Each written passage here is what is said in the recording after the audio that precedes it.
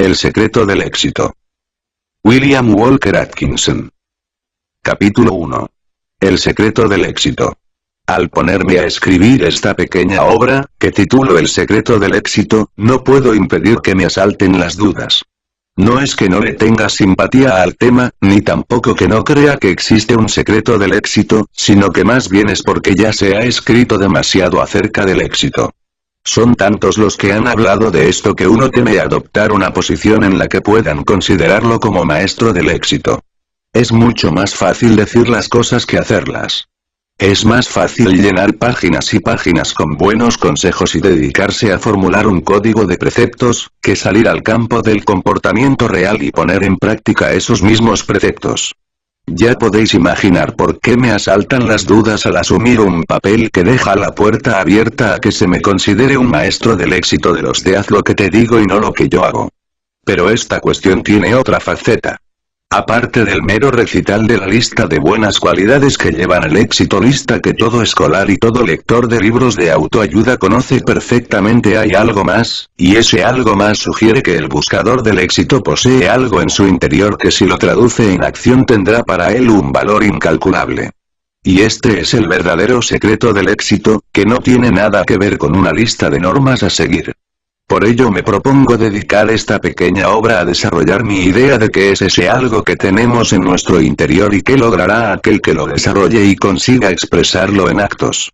Así, no esperes encontrar aquí un compendio completo de reglas que te llevarán al éxito, aprobadas y formuladas por aquellos que han tenido éxito y que lo lograron solo tras aplicar dichas reglas, por lo que se sienten inclinados a pasarlas a otros. Este libro no es de ese tipo, sino muy diferente. Espero que os guste, de cualquier forma siempre os hará bien. Todos nos esforzamos buscando el éxito. La idea que cada uno posee del éxito puede no ser la misma, pero todos estamos de acuerdo en nuestro deseo de lograrlo. Lograrlo es la palabra que encarna la esencia de eso que llamamos éxito. Es alcanzarlo, llegar a la meta que nos hemos propuesto. Ese es el asunto del éxito. Muchos hombres y mujeres se han dedicado a señalar el camino hacia el éxito y aunque algunos han sido de gran ayuda para quienes los seguían en el sendero del logro, ninguno hasta ahora ha sido capaz de contar toda la historia acerca del éxito. Y ello no es de extrañar, porque en el camino hacia el éxito cada hombre y cada mujer, en cierta medida, dictan la ley para sí mismos. No hay dos temperamentos exactamente iguales.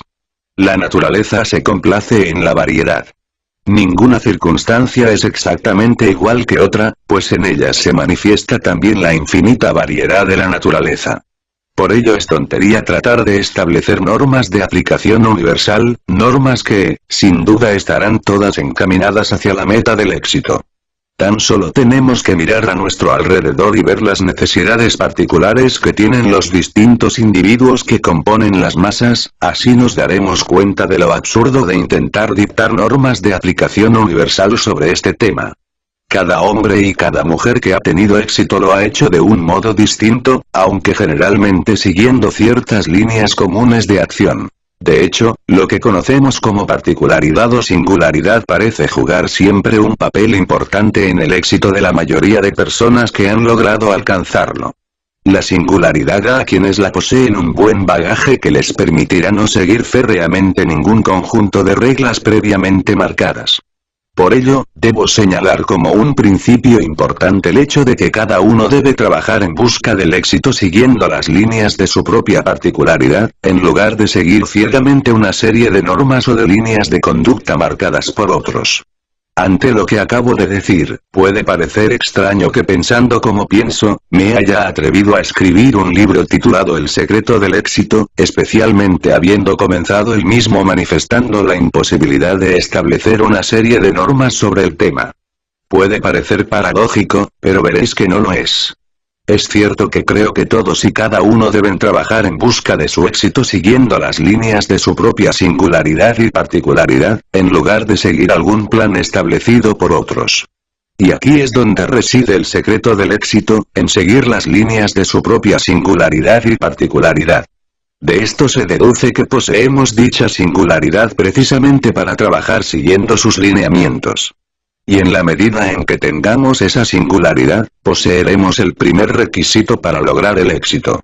Y a esto es a lo que me refiero cuando hablo del secreto del éxito. Singularidad. Toda persona posee una singularidad latente, pero muy pocos le permiten expresarse. La mayoría de nosotros somos como reses que caminan complacidas tras la que lleva el cencerro, cuyo sonido guía nuestros pasos. Pensamos, de alguna forma, que quien lleva el cencerro posee el conocimiento, el poder y la capacidad de pensar, y en lugar de desarrollar nuestros propios poderes aletargados, nuestras posibilidades latentes, dejamos que permanezcan en la oscuridad mientras andamos mansamente tras aquel que lleva la campana. En este sentido el ser humano se parece mucho a estos animales.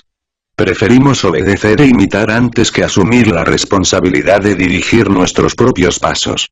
Esperamos que alguien nos guíe y luego salimos todos en estampida tras él. Es de extrañar que esos líderes reclamen para sí mismos lo que consideran más sustancioso, dejando que la manada se contente con la hierba medio seca. En absoluto, pues precisamente por su singularidad de iniciativa, sus seguidores les han otorgado el privilegio de elegir. De hecho se les elige como líderes por esa cualidad de autoafirmación y asertividad. Si en lugar de ello se hubieran mostrado modestos y educados, la manada los habría hecho a un lado sin reconocerlos como líderes, yendo a buscar a otros que sepan cómo estar al frente. En este libro tampoco trataré de despertar en ti el espíritu de llegar a lograr eso, ni el deseo de luchar por dirigir a la manada. Más allá de cierta vanidosa autosatisfacción, no hay mucho que valga la pena en el hecho de dirigir a otros. Lo verdaderamente deseable es poseer la suficiente singularidad de iniciativa para llegar a ser tu propio portador del cencerro, para marcar tu propia ley. Los grandes seres, los verdaderamente fuertes, no se preocupan de la manada, que sin embargo los sigue obedientemente. Esto no les causa ninguna satisfacción, ratificando tan solo las ambiciones de las mentes inferiores. Los grandes hombres, los grandes espíritus de todos los tiempos han obtenido más satisfacción de esa convicción interna acerca de su fuerza y capacidad que del aplauso de las masas y de la servidumbre de quienes solo piensan en imitarlos y seguir sus pasos. Así que, el quid de la cuestión es lo que llamamos singularidad. Todos la poseemos en nuestro interior y todos podemos desarrollarla y ponerla en acción. Esa singularidad es la expresión de nuestro ser. Ese ser al que nos referimos cuando decimos yo. Cada uno de nosotros es un individuo, un yo distinto a cualquier otro yo del universo, y en la medida en que expresemos y desarrollemos los poderes de ese yo, seremos fuertes, grandes y exitosos. Es algo que todos poseemos, pero su expresión externa depende de cada uno de nosotros. Y esa expresión externa constituye el núcleo del secreto del éxito. Por eso he usado esta expresión y sobre esto os voy a hablar en esta pequeña obra. Creo que vale la pena aprender este secreto. Capítulo 2. El individuo.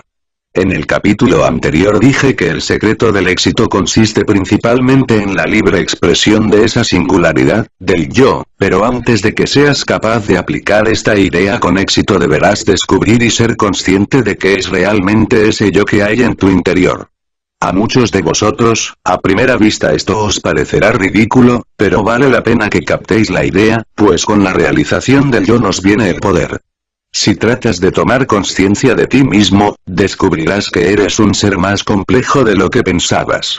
Primeramente verás que está el yo que es el ser real, o el individuo, y que luego hay un yo que es algo añadido y perteneciente al yo primero, la personalidad. Si el yo primero trata de examinar al otro yo, verá que este consiste o está formado por tres fases o principios: 1. El cuerpo físico. 2. La energía vital y 3. La mente.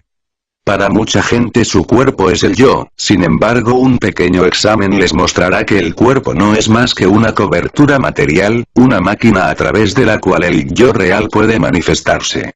No hace falta mucho para darse cuenta de que uno puede estar consciente del yo y al mismo tiempo olvidarse totalmente del cuerpo físico. De ello se deduce que el yo es independiente del cuerpo y que éste forma parte de ese otro yo secundario. El cuerpo físico está compuesto por innumerables partículas que cambian en cada momento de nuestra vida. Tu cuerpo de hoy es totalmente distinto del cuerpo que tenías hace un año. Luego tenemos el segundo principio de ese yo secundario. La energía vital, o lo que podemos llamar vida.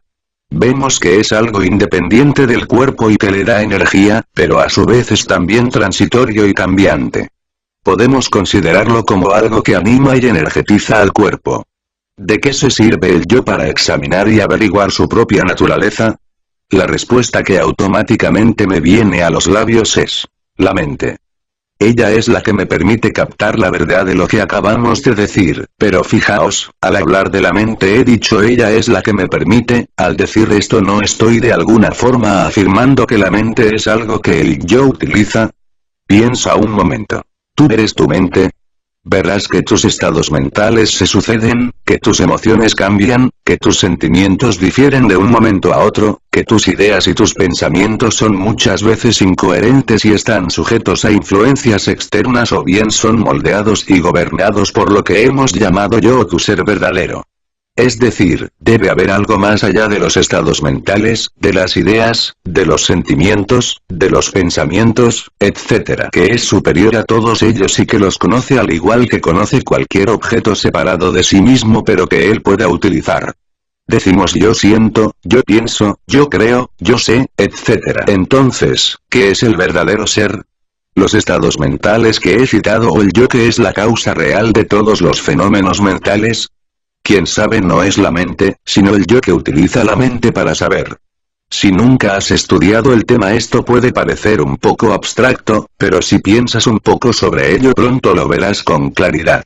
No te estoy diciendo estas cosas para instruirte en metafísica, filosofía o psicología, pues ya hay muchos libros que tratan de estas materias en profundidad, ese no es el motivo de este libro.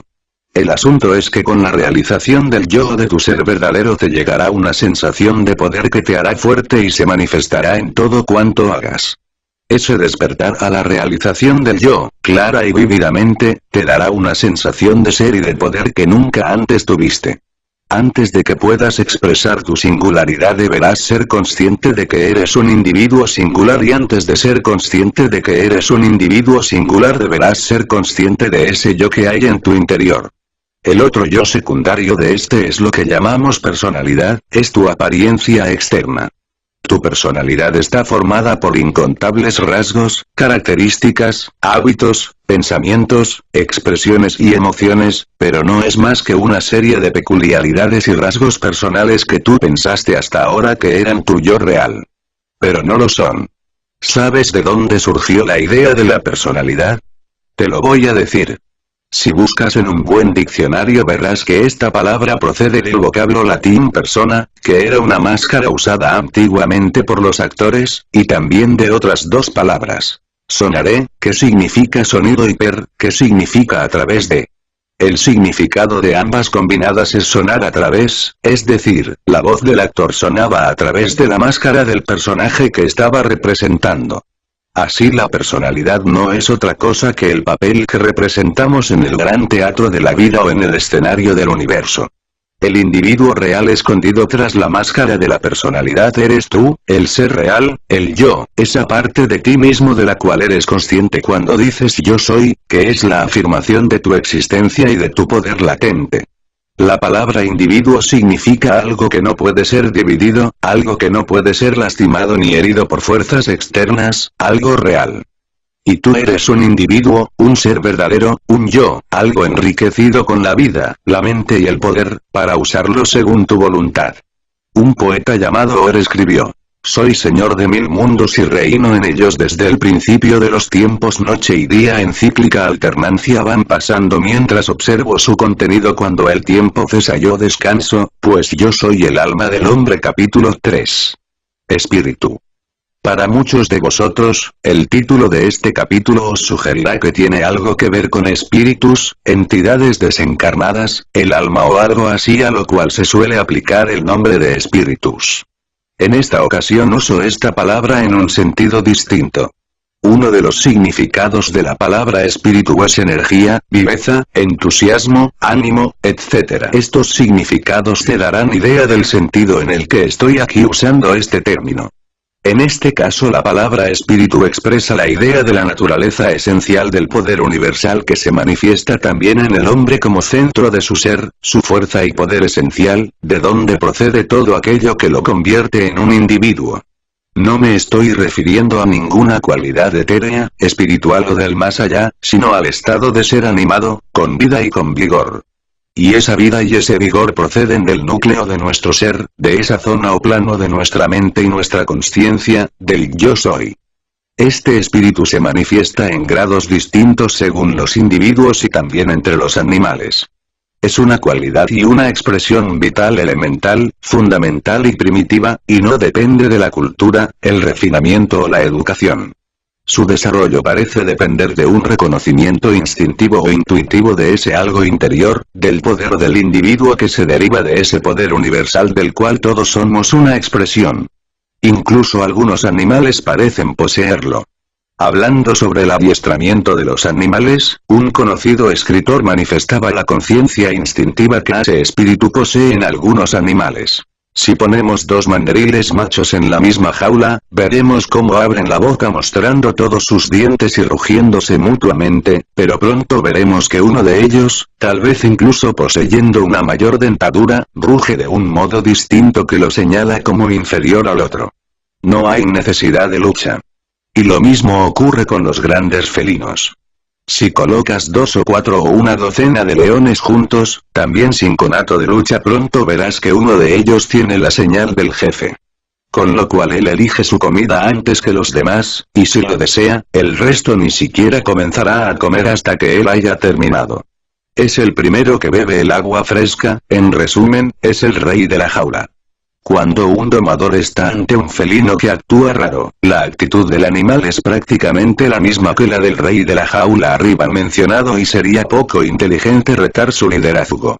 En la cita anterior su autor manifiesta claramente que no siempre es el mandril con mayores colmillos el jefe, y que tampoco el rey león impone su dominio necesariamente ganando una pelea. Es algo mucho más sutil que físico, pues se trata de la manifestación de un tipo de cualidad sutil en el animal. Y lo mismo ocurre con el hombre. No siempre es el más corpulento y de mayor fuerza física el que gobierna. El líder llega a serlo en razón de esa cualidad misteriosa que he llamado espíritu y que la gente a veces denomina carisma. Cuando dos individuos entran en contacto se da entre ellos un forcejeo mental, por supuesto, sin mediar una sola palabra, el alma sopesa a la otra mientras ambos se miran y algo sutil en cada uno de ellos conecta con el otro. Posiblemente todo ocurra en breves instantes, pero el conflicto está ya dilucidado para siempre, y cada uno de ellos sabrá si es el vencedor o el vencido. Puede no haber entre ambos ninguna sensación de antagonismo, sin embargo parece existir un reconocimiento interno por ambas partes de que uno de ellos es el líder. Y este liderazgo no depende de la fuerza física, de los logros intelectuales ni de la cultura en el sentido ordinario, sino que es la manifestación y el reconocimiento de esa cualidad sutil que he llamado espíritu. La gente inconscientemente afirma su reconocimiento de esta cualidad en ellos y en otros mediante el uso de este vocablo. A veces oímos decir que a alguien le falta espíritu o que otro tiene el espíritu muy alto. Los criadores de caballos de carreras dirán que un caballo con espíritu con frecuencia gana a otro con mayores cualidades físicas, pero con menor espíritu o menor clase. Los jinetes manifiestan que ese espíritu es reconocido por los otros caballos, los cuales se ven afectados y se desaniman dejándose vencer, aunque tal vez posean muchas mejores cualidades físicas. Este espíritu es una fuerza vital que en distintos grados poseen todos los seres vivos, y es algo que todos podemos desarrollar y reforzar. En el siguiente capítulo veremos algunos casos de su manifestación entre las personas. Un ejemplo histórico de este espíritu en circunstancias aparentemente abrumadoras nos lo ofrece la entrevista entre Hugo, obispo de Lincoln, y Ricardo Corazón de León, en la iglesia de Roche-Dandely. En su deseo de continuar la guerra en Normandía, Ricardo pidió a sus varones y obispos suministros y dinero adicionales, pero Hugo se negó a darle más hombres y dinero. Manifestó que aunque la sede de Lincoln estaba legalmente obligada a suministrar hombres y dinero para el servicio militar entre los 4 mares de Bretaña, la guerra de Normandía no ocurría en ese espacio, y de este modo desafió al rey. Ricardo, llamado Corazón de León, no era alguien a quien se pudiera desafiar sin consecuencias, así cuando llamó al obispo Hugo a Normandía, pocos dudaban del resultado. La caída del obispo era considerada un hecho. Nada más desembarcar en Normandía, dos varones amigos suyos le informaron que el rey estaba terriblemente enfadado con él, aconsejándole que le enviase algún mensaje en tono humilde y conciliador, antes de presentarse ante él. Pero el obispo se negó a hacer lo que le aconsejaban y procedió directamente al encuentro del monarca. Cuando el obispo entró, Ricardo estaba asistiendo a misa. Hugo caminó hasta él y, sin hacer caso de su gesto, le dijo: «Bésame, mi señor rey». Ricardo se volvió iracundo, sin saludarlo, pero Hugo mirándolo a los ojos, y sacudiendo el hombro real vigorosamente, repitió su demanda. «No te lo mereces», rugió el rey con odio e ira. «Sí», contestó Hugo, sacudiendo todavía más el hombro real. El rey gradualmente separó su mirada y bajó los ojos ante el obispo, saludándolo y besándolo debidamente. Entonces el obispo tranquilamente participó en el servicio religioso. Posteriormente Hugo desafió de nuevo al rey en el salón del consejo, persistiendo en su negación, e incluso se atrevió a recriminar al rey su infidelidad hacia la reina. Los consejeros estaban sorprendidos, pues conociendo la fiereza y el coraje del temperamento de Ricardo, esperaban ver a Hugo muerto de un momento a otro. Sin embargo, este surgió victorioso en la lucha del espíritu. Dice el historiador: por el momento el león fue domado. El rey no reconoció nada, pero se contuvo en su pasión, señalando posteriormente: si todos los obispos fueran como mi señor de Lincoln, no habría príncipe que pudiera levantar su cabeza ante ellos. Y esta no era la primera vez en que este obispo de Lincoln había vencido a un rey. Poco tiempo después de que el rey Enrique Plantagenet lo nombrara obispo, tuvo una seria disputa con el monarca. Enrique estaba en el parque Woodstock rodeado de su corte cuando Hugo se le acercó. El rey fingió no ver al obispo. Tras unos momentos de tenso silencio, el obispo, empujando hacia un lado al poderoso noble que estaba sentado junto al rey, tomó su lugar. El rey hizo como que estaba arreglando su guante de cuero. Entonces el obispo con alegría y ligereza dijo: «Su majestad me recuerda a su primo en Falaise». Falaise era el lugar donde el duque Roberto, antecesor de Enrique, se encontró con Arlota, hija de un curtidor, quien le dio su hijo ilegítimo que posteriormente sería conocido como Guillermo el Conquistador. La atrevida alusión a su ancestro fue demasiado para el rey, que perdió su aplomo, accediendo luego a los deseos del obispo. Pero como dice Fothergill con mucha razón, sería un gran error suponer que esa voluntad se muestra en toda ocasión. Lejos de ello. Con frecuencia tiene tendencia a ocultarse y no es raro hallarla escondida bajo un aspecto exterior de amabilidad. Hay hombres y mujeres que presentan una apariencia de tal dulzura que parecen no tener voluntad propia y que existen simplemente para hacer lo que sea agradable a los demás. Pero espera a que llegue el momento y su voluntad latente se revela, entonces descubrimos una mano férrea bajo su guante de terciopelo. No hay que engañarse con ellos. Este es el secreto de la verdadera diplomacia.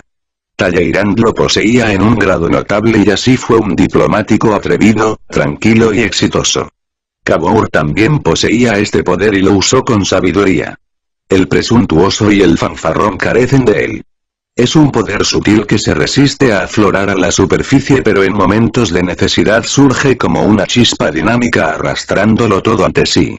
Se trata de una fuerza elemental, de un poder irresistible. Capítulo 4. Los poderes latentes. La mayoría de nosotros ha tenido la experiencia de que en el interior de nuestro organismo físico poseemos una fuerza especial. Estamos realizando alguna labor física y al rato nos hallamos agotados, sin aliento, y todo nuestro ser nos pide detenernos y descansar. Sin embargo, muchos hemos experimentado que si en ese momento continuamos realizando la labor, llega un punto en que esa sensación de agotamiento desaparece y podemos seguir trabajando con muy poco esfuerzo. Este es un fenómeno que ha dejado perplejos a los especialistas, incluso al día de hoy no existe una explicación clara del mismo. Es como si llegado a un punto el cuerpo accediera a un segundo y vasto depósito de energía vital, que el propio cuerpo mantiene en reserva para tales emergencias. Todo aquel que haya practicado algún deporte conoce perfectamente este peculiar fenómeno fisiológico, por lo que es algo conocido y admitido sin ninguna duda. Curiosamente, hay un marcado paralelismo entre el funcionamiento de la naturaleza en los planos mental y físico. Al igual que se da este acceso al segundo reservorio de fuerza física vital, existe también una reserva de fuerza mental o de energía latente de la que podemos provisionarnos y prácticamente empezar de nuevo. Ciertos fenómenos mentales son muy semejantes a su contraparte física que hemos mencionado.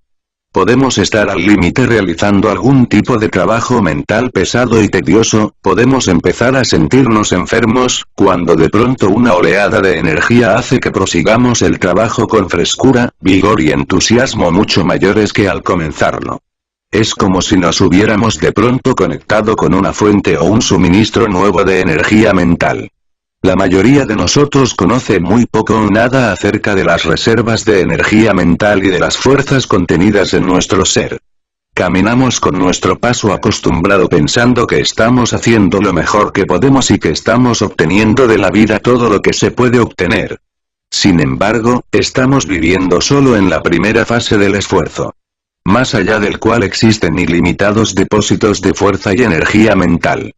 Se trata de un poder latente, unas facultades dormidas, que están esperando la orden mágica de la voluntad para despertar, entrar en actividad y manifestarse externamente.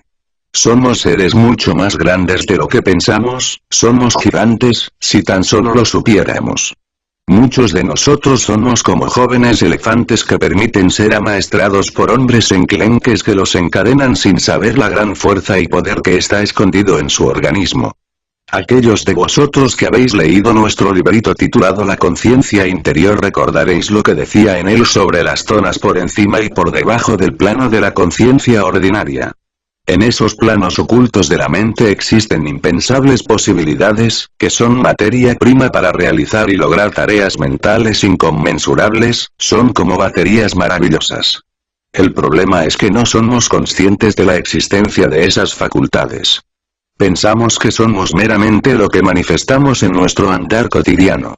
Otro problema es que no tenemos incentivo para entrar en acción, carecemos de interés en realizar grandes cosas, no lo hemos deseado con suficiente fuerza.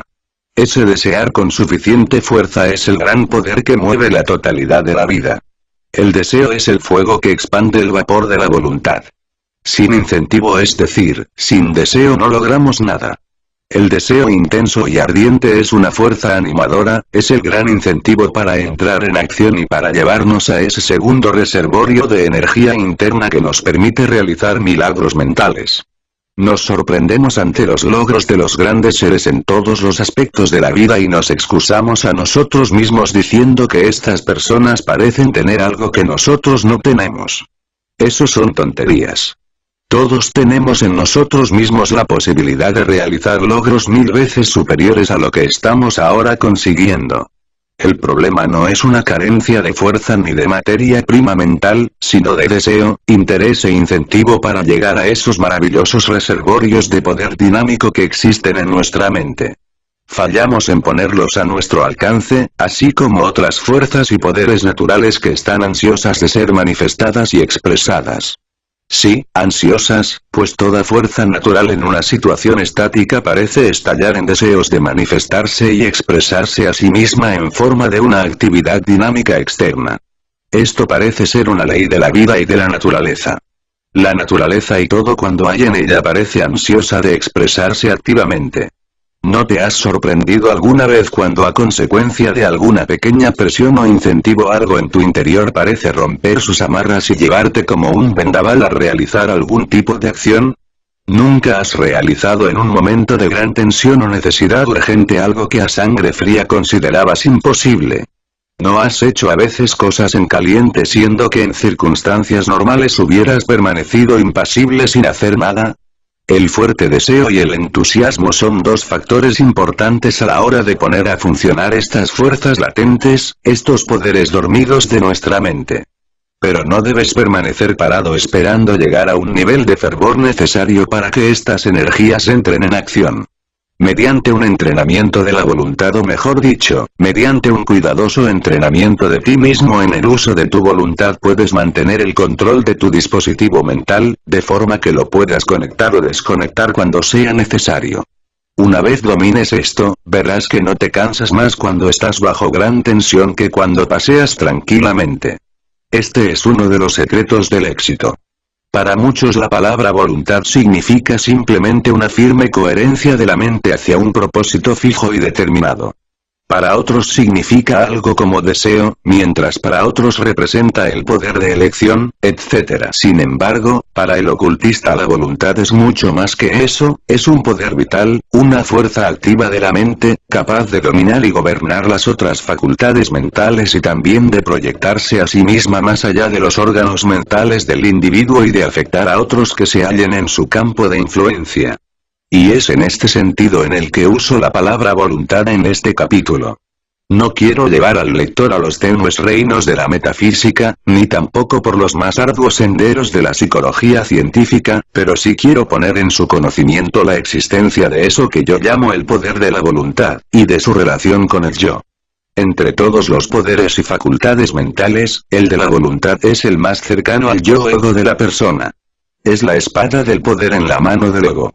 Uno puede divorciarse a sí mismo mentalmente de las otras facultades y estados mentales, pero cuando piensa en el yo está obligado a pensar en él como poseedor de ese poder que llamamos voluntad. La voluntad es un poder original del yo que está siempre con él, hasta el final. Es la fuerza con la que él gobierna, o debería gobernar, su reino mental y físico, el poder a través del cual su individualidad se manifiesta en el mundo exterior. El deseo es el gran poder motivador que incita la voluntad a la acción. Como hemos mostrado, la acción de la voluntad sin el poder motivador del deseo es impensable. De esto se deduce que el cultivo y la correcta dirección del deseo implican canalizar la expresión y la manifestación de la voluntad. Cultivamos ciertos deseos para que la voluntad fluya por esos canales. Al cultivar el deseo según ciertas líneas, creas canales por los que la voluntad puede fluir en su marcha hacia la expresión y la manifestación. Por ello, tienes que asegurarte de dibujar tus canales de deseo claramente, creando las imágenes de lo que quieres. Asegúrate de que los canales del deseo sean profundos y nítidos mediante la fuerza de la atención repetida y de la autosugestión. La historia está llena de ejemplos de hombres que desarrollaron el uso de su voluntad.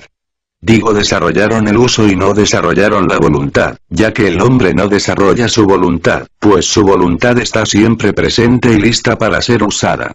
Lo que el hombre desarrolla es su capacidad de usar esa voluntad y de perfeccionarse a sí mismo en su uso. Con frecuencia pongo el siguiente ejemplo. El hombre es como un trolebús, con su dispositivo mental conectado al cable de la voluntad. Por ese cable fluye la corriente, que él capta y que lleva hacia abajo, hacia la mente y con la cual puede moverse, actuar y manifestarse. Pero la corriente está siempre en el cable, y lo que se puede desarrollar es la habilidad para conectarse con el cable y usar su fuerza y su energía. Si mantienes esta idea en tu mente podrás aplicar esta verdad con más facilidad en tu vida diaria. Uno de los mayores genios de la industria actual posee esa cualidad en grado supremo. Se ha dicho de él que su voluntad es fuerte, poderosa y casi irresistible. Cualquier cosa o persona que interfiera en su camino, con toda seguridad será conquistada. Decía Buxton. A medida que pasan los años veo más claro que la gran diferencia entre los hombres, entre el débil y el poderoso, entre el grande y el insignificante, es la energía, la decisión invencible, una vez han establecido su objetivo para ellos es la victoria o la muerte. Esta cualidad logra cualquier cosa que pueda lograrse en este mundo, y no hay talento, circunstancia ni oportunidad que sin ella pueda convertir en hombre a una criatura de dos patas. En estas citas la idea de insistencia y decisión se identifica con la voluntad. La voluntad debe ser fuerte y constante en relación a la tarea a cumplir, al igual que el cincel se apoya con fuerza contra el objeto que debe ser marcado. Pero la simple insistencia o decisión no realiza el trabajo, de nada servirán si no está presente la voluntad de cortar y cincelar. Como vemos, la voluntad tiene aquí un doble aspecto. En una fase la voluntad realiza el trabajo, mientras que en otra fuerza a la mente a mantenerse frente al mismo. De este modo en cierto sentido la decisión y la insistencia son a la fuerza que hace el trabajo como el cortante del cincel es a la mano firme que lo mantiene. Dijo Simpson. Un deseo apasionado y una voluntad firme pueden lograr lo imposible o lo que al débil y tibio le parecería serlo. Y dijo Disraeli. Tras mucho meditar he llegado a la convicción de que un ser humano con un propósito firme debe cumplirlo y que nada se resistirá a una voluntad que para lograr su meta arriesga incluso su propia existencia. Por su parte, Foster dijo. Es maravilloso cómo incluso las desgracias de la vida parecen inclinarse ante un espíritu que no se inclina ante ellas, disponiéndose a servir a un designio que en su primera apariencia amenazaba con frustrar. Es curioso ver cómo ante un espíritu firme y decisivo el espacio parece aclararse, dejando a la persona campo y libertad. Y Mitchell. La resolución es lo que manifiesta al hombre, no la decisión inmadura, no un propósito errante, sino una voluntad fuerte, infatigable, que derrumba las dificultades y los peligros. La voluntad hace de los hombres gigantes. De modo que conéctate al cable de la voluntad a fin de que puedas utilizar su energía. Capítulo 5. La fuerza del alma. Con frecuencia has visto utilizar la palabra entusiasmo e incluso seguramente tú mismo la has usado. ¿Pero has pensado alguna vez lo que realmente significa esta palabra? ¿Cuál es su espíritu esencial? La palabra entusiasmo se deriva de un vocablo griego que significa estar inspirado, estar poseído por los dioses. Inicialmente esta palabra se usaba para nombrar el estado mental de una persona inspirada que parecía estar bajo la influencia de un poder superior. Originalmente significaba inspirado por un poder divino o superhumano, éxtasis, etc. Hoy, según el diccionario, se utiliza en el sentido de un inflamado fervor del alma, un interés ardiente e imaginativo, una viva manifestación de alegría, etc. La palabra ha adquirido también un significado secundario y desfavorable en el sentido de celo visionario, fervor imaginativo, etc., pero su significado real y primario es ese fervor ardiente y vivo que tiene que ver con las fuerzas internas de la propia naturaleza. El verdadero entusiasmo es un poderoso estado mental ejercido a favor o en contra de alguna idea. Una persona llena de entusiasmo parece realmente estar inspirada por algún tipo de poder o ser superior a ella misma. Se nutre de una fuente de poder de la cual no es ordinariamente consciente. Y el resultado es que se convierte en un gran imán que irradia fuerza de atracción en todas direcciones y que influencia a quienes caen dentro de su campo. Pues el entusiasmo es contagioso y cuando el individuo realmente lo experimenta se convierte en una fuente de poder inductivo, en un centro de influencia mental. Pero ese poder que llena a la persona no procede de ninguna fuente externa, procede de ciertas regiones de su mente o alma, de su conciencia interna. Quienes han leído nuestro librito titulado Conciencia Interior entenderán fácilmente de qué parte de la mente se deriva dicho poder. El entusiasmo es en realidad el poder del alma y, cuando es genuino, es reconocido y sentido por todos cuantos están en su campo de influencia. Sin un cierto nivel de entusiasmo nadie ha logrado el éxito y nadie lo logrará. En las relaciones entre personas nada puede compararse al entusiasmo. Implica seriedad, concentración y fuerza, y son pocas las personas que no son influenciadas en algún grado cuando éste es manifestado por otra. Pocos se dan cuenta del verdadero valor del entusiasmo. Son muchos los que han tenido éxito por poseerlo y muchos los que han fracasado por carecer de él. El entusiasmo es el vapor que mueve nuestra maquinaria mental y que indirectamente nos hace lograr las grandes cosas de la vida.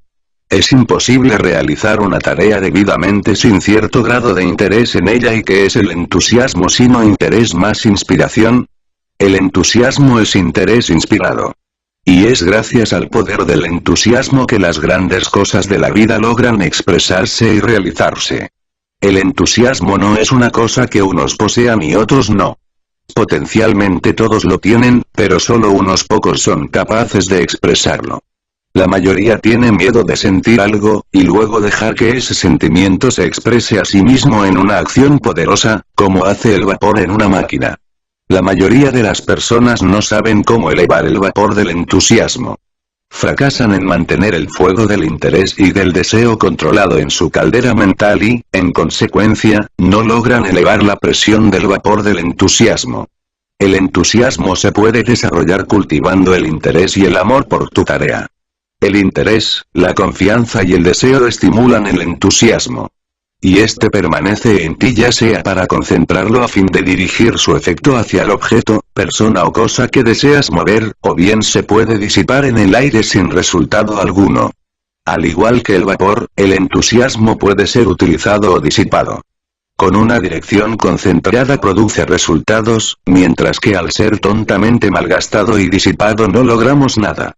Cuanto más interés te tomes en algo, más crece tu confianza y tu deseo, y de ellas surgirá el vapor del entusiasmo. Recuerda siempre que el interés es la madre del entusiasmo. El hombre entusiasta tiende naturalmente hacia una estructura mental optimista y al hacerlo difunde a su alrededor un ambiente de confianza y alegre expectación que tiende a inspirar confianza en los demás y, el cual le ayuda en sus logros. Se rodea a sí mismo con un aura mental de éxito, transmite una vibración de éxito y los que están en su presencia inconscientemente captan esas vibraciones. El entusiasmo es muy contagioso y cualquiera que posea la calidad, el tipo y el grado justo inconscientemente comunica su interés, su deseo y sus expectativas a los demás. El entusiasmo juega un papel importante en lo que llamamos magnetismo personal. Es una cualidad mental cálida y viva que acelera el pulso de quien lo utiliza y de quienes se ven afectados por él. Es muy distinto de la fría indiferencia que uno se encuentra con frecuencia en los negocios y que hace que muchas ventas se pierdan y que muchas cosas buenas se derrumben. El hombre que carece de entusiasmo pierde más de la mitad de su fuerza e influencia personal. Independientemente de lo buenos que sean sus argumentos, sin importar lo meritoria que su proposición pueda ser, salvo que posea esa calidez vital del entusiasmo, sus esfuerzos serán inútiles y su resultado se verá comprometido. Piensa en los vendedores que te han abordado y recordarás que algunos de ellos te produjeron el efecto de un témpano de hielo, mientras que ante otros te sentaste y tomaste nota de cuanto decían a pesar tuyo, y todo debido a su serio interés y a su entusiasmo. Analiza la impresión que las diferentes personas que han entrado en contacto contigo te produjeron y verás lo grande que es la influencia del entusiasmo. Luego recuerda el efecto que produce en ti cuando lo sientes. El entusiasmo es como el vapor mental que mueve las máquinas, recuérdalo. Hace unos días se colocó una placa en una de las grandes universidades del país como recuerdo a un antiguo estudiante. Dicho joven salvó la vida de 17 personas durante una tormenta que azotó el lago. Los sacó nadando uno a uno, volviéndolos a la vida. Finalmente se desmayó exhausto y, al recuperar la conciencia, sus primeras palabras fueron: «Hice todo lo que pude». Las palabras de este joven expresan la gran pregunta que todo verdadero buscador del éxito debería ser capaz de responder afirmativamente. No es cuestión de saber si hice esto o aquello, o si hice tanto o más que otro, lo importante es hice todo lo que pude. Di lo mejor de mí mismo. El hombre que entrega lo mejor de sí mismo nunca fracasa. Siempre tiene éxito, y si lo mejor que pudo es algo muy sencillo, el mundo colocará no obstante una corona de laurel sobre su cabeza. Aquel que hace todo lo que puede nunca es un fracasado. Se mantiene en su puesto hasta que ha entregado todo lo mejor de sí mismo en un momento particular. Un hombre así nunca fracasa. Aquel que da lo mejor de sí mismo nunca se encuentra haciendo la pregunta pesimista: ¿para qué? No le importa esa parte del asunto, su mente está fija en la idea de que debe hacer su trabajo y no se conformará con nada menos que lo mejor. Y cuando se es capaz de responder a la gran pregunta con un sincero sí, he dado lo mejor de mí, entonces ciertamente será capaz de responder al para qué. Siempre es útil sacar a flote lo mejor de sí mismo, aunque no sea más que por el motivo de convertirse en un hombre verdadero, por desarrollar su propio ser. Esa infernal pregunta ¿para qué? Parece que fue inventada por algún pesimista príncipe de las tinieblas a fin de que desanime a quienes luchan desesperanzadamente o tienen esperanzas que parecen difíciles de lograr. Esta pregunta ha derribado a muchos hombres llevándolos al fracaso. Cuando surja, échala de tu mente y sustitúyela por: estoy dando lo mejor de mí. Sabiendo que una respuesta afirmativa zanja también la otra pregunta. Todo es para algo si su espíritu es el correcto, siempre que sea una causa justa y que nuestro propio ser desee seguirla. Incluso si uno encuentra la muerte en el proceso, sigue siendo un éxito. Escucha esta historia, incluida en un reciente artículo. Se trata de un marino en el naufragio de un barco alemán que a principios de 1901 chocó contra unas rocas en la costa canadiense. El barco se incendió tras chocar contra un arrecife a unos 200 metros de la costa. En aquel punto la costa era un muro vertical de más de 100 metros de alto. Al clarear la mañana los pescadores desde la costa vieron que todos los botes del barco habían desaparecido, así como toda la tripulación y los oficiales, salvo 3 hombres. 2 de ellos estaban sobre el puente mientras el tercero estaba en el mástil amarrado a los aparejos. Luego los que observaban desde la costa vieron cómo una enorme ola golpeaba el barco, barriendo el puente y a los 2 hombres que estaban sobre él. Varias horas después vieron cómo el hombre amarrado en el poste se desataba y golpeaba su cuerpo vigorosamente con las palmas de las manos. Evidentemente trataba de reactivar la circulación, la cual se había detenido casi totalmente por la presión de las cuerdas y por la temperatura extremadamente baja. Seguidamente el hombre se quitó su prenda de abrigo, saludó a los pescadores que se hallaban en la cima del acantilado y se echó al mar. El primer pensamiento de estos fue que el hombre había abandonado y se suicidaba, pero no era ese tipo de persona. Al contrario, nadó hacia la costa y al llegar a ella hizo 3 intentos de echar pie en las rocas que había en la base del acantilado. Pero fracasó. Las 3 veces fue barrido por las olas, hasta que finalmente, viendo la inutilidad de sus esfuerzos, nadó de nuevo hacia el barco. El narrador continuaba. En un momento así 99 de cada 100 hombres habrían abandonado, dejándose morir, pero aquel hombre no era de los que abandonan. Después de la feroz batalla con las olas, el hombre volvió al barco y tras una desesperada lucha consiguió subir a bordo, escaló de nuevo el mástil y saludó otra vez a los pescadores que estaban sobre el acantilado, incapaces de ayudarle. De nuevo se amarró con fuerza y los pescadores pudieron verlo saludándolos para mostrarles que todavía estaba vivo. A la mañana siguiente vieron que su cabeza reposaba sobre el pecho, había muerto congelado durante la noche. Estaba muerto. Su valerosa alma había ido al encuentro del hacedor. ¿Quién puede dudar de que al estar frente a él sus ojos miraban con firmeza y valentía a su presencia en lugar de mirar hacia abajo con vergüenza o miedo? Un hombre así merece sin duda estar frente a su hacedor sin miedo y sin vergüenza. Como dijo George Kennan. Este hombre murió como cualquier persona en circunstancias adversas debería morir, luchando hasta el último momento. Podéis llamarlo locura, y decir que podía haberse ahorrado sufrimiento dejándose ahogar al descubrir que no podía pasar a tierra en la base del acantilado. Sin embargo, en lo profundo de vuestros corazones rendís homenaje a su valentía, su resistencia y su voluntad indomable. Finalmente fue vencido, pero mientras estuvo consciente, ni el frío ni la tempestad pudieron quebrar su voluntad. En el Cáucaso hay un proverbio que dice, el heroísmo es esforzarse un momento más. Ese momento más marca la diferencia entre el que abandona y aquel que da lo mejor de sí. Nadie está muerto hasta que su corazón deja de latir. Mientras haya una brizna de lucha, no se ha fracasado. Y ese momento más con frecuencia es el momento en el que cambia la marea, el momento en que el enemigo retrocede. Capítulo 6. El poder del deseo. ¿Qué es el deseo? Vamos a ver. El diccionario nos dice que es el anhelo natural de poseer algún bien, el anhelo de obtener o disfrutar. O bien, en el sentido anormal o degenerado, anhelo excesivo o mórbido, lujuria, apetito. Se ha abusado mucho de la palabra deseo. Popularmente ha sido muy identificada con su aspecto anormal o degenerado, ignorando su verdadero sentido original. Con frecuencia se usa esta palabra en el sentido de un anhelo desordenado y malo en lugar de hacerlo en el verdadero sentido de aspiración. No obstante, aunque le podemos llamar aspiración sigue siendo deseo. Aplicarle el adjetivo de loable y ambicioso tampoco le quita su carácter de deseo. No tiene sentido tratar de ocultar el hecho de que el deseo es el impulso natural universal que nos lleva a la acción, sea esta buena o mala. Sin deseo la voluntad nunca se convierte en acción y nada se realiza. Incluso los logros y las metas más elevados son posibles solo cuando el vapor contenido de la voluntad es estimulado por la llama y el calor del deseo. Muchas enseñanzas ocultas contienen instrucciones para matar al deseo y al estudiante se le advierte que debe ser consciente de él, incluso en sus más sutiles e insidiosas formas, incluso hasta el extremo de evitar el deseo de no tener deseos. Todo esto es tontería, pues si alguien desea o quiere o se siente inclinado o cree que es mejor matar al deseo, en cualquiera de estos casos tan solo está manifestando un deseo, el deseo de no desear, aunque utilice otros nombres.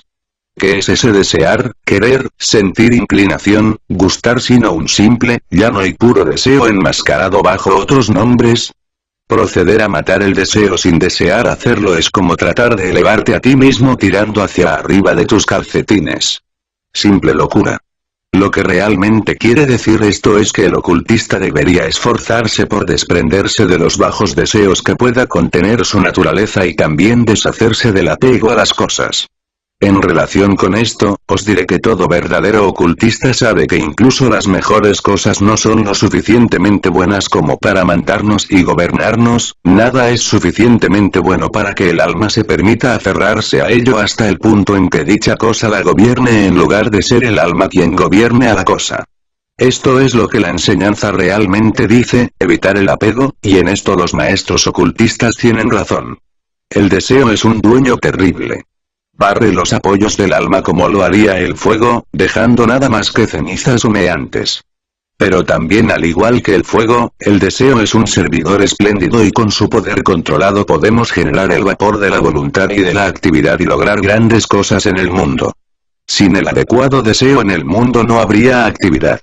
Así, no cometas el error de rechazar el deseo al igual que tampoco debes rechazar el fuego, pero en ambos casos, debes mantener el control en tus propias manos, evitando que dicho control pase de ti al deseo. El deseo es la fuerza motivadora que gobierna al mundo, aunque en muchos casos no lo queramos admitir. Mira a tu alrededor y verás los efectos del deseo en cada acto humano, ya sea este bueno o malo. Como escribió un conocido autor. Todo lo que hacemos, bueno o malo, es consecuencia de un deseo. Somos caritativos porque deseamos aliviar nuestro malestar interno ante la visión de los que sufren, por un deseo de simpatía, por el deseo de que se nos respete en este mundo, o bien para asegurarnos un lugar confortable en el otro. Cuando uno es amable es porque desea serlo, porque le satisface ser amable, mientras que otro es cruel precisamente por el mismo motivo. Uno cumple su deber porque desea hacerlo. Haciendo así obtiene una satisfacción mayor de la que conseguiría con negligencia o abandonándose a deseos menos loables. La persona religiosa lo es porque sus deseos religiosos son más fuertes que los profanos, porque obtiene más satisfacción en la religión que siguiendo objetivos mundanos. El hombre moral lo es porque sus deseos morales son más fuertes que los inmorales, obtiene más satisfacción siendo moral que al contrario.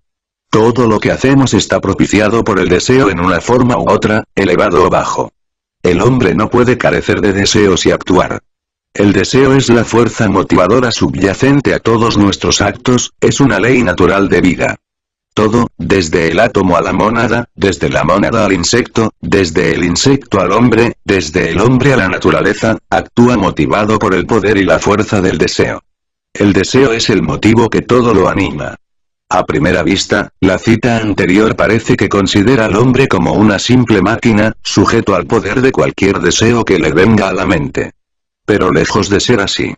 El hombre no actúa respondiendo a cualquier deseo, sino respondiendo a su deseo más fuerte, a la media de sus más fuertes deseos. Esa media de sus deseos es lo que constituye su naturaleza o su carácter. Y aquí es donde el dominio del yo entra en acción. El hombre no necesita ser un esclavo o una criatura de sus deseos, siempre que afirme su dominio. Puede controlar, regular, gobernar y guiar sus deseos en cualquier dirección que quiera. Incluso puede crear deseos mediante un acto de su voluntad. Mediante el conocimiento de las leyes psicológicas puede neutralizar los deseos desfavorables y puede desarrollar, incluso prácticamente crear, nuevos deseos para que ocupen su lugar. Todo esto mediante el poder de su voluntad auxiliado por la luz de su razón y su juicio. El hombre es el dueño de su mente. Sí, diría uno de mis críticos. Sí, eso es cierto, pero incluso en ese caso no es el deseo el motivo principal. ¿Acaso no hay entonces un deseo de crear esos nuevos deseos? ¿Acaso no precede siempre el deseo a la acción? Buen razonamiento, pero como todo ocultista avanzado sabe, hay un punto en el cual el principio del deseo se difumina uniéndose a su otro principio compañero, la voluntad. Cualquier analista mental puede imaginar un estado en el cual podemos casi decir que se manifiesta la voluntad de ejercer la voluntad en lugar de simplemente desear ejercerla. Este es un estado que hay que experimentar antes de entenderlo, las palabras no lo pueden expresar.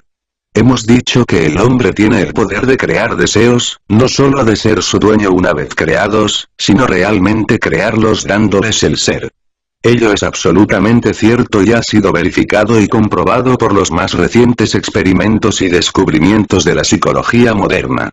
En lugar de ser el hombre una criatura del deseo y realmente en muchos casos lo es, puede convertirse en dueño del deseo e incluso en creador del mismo.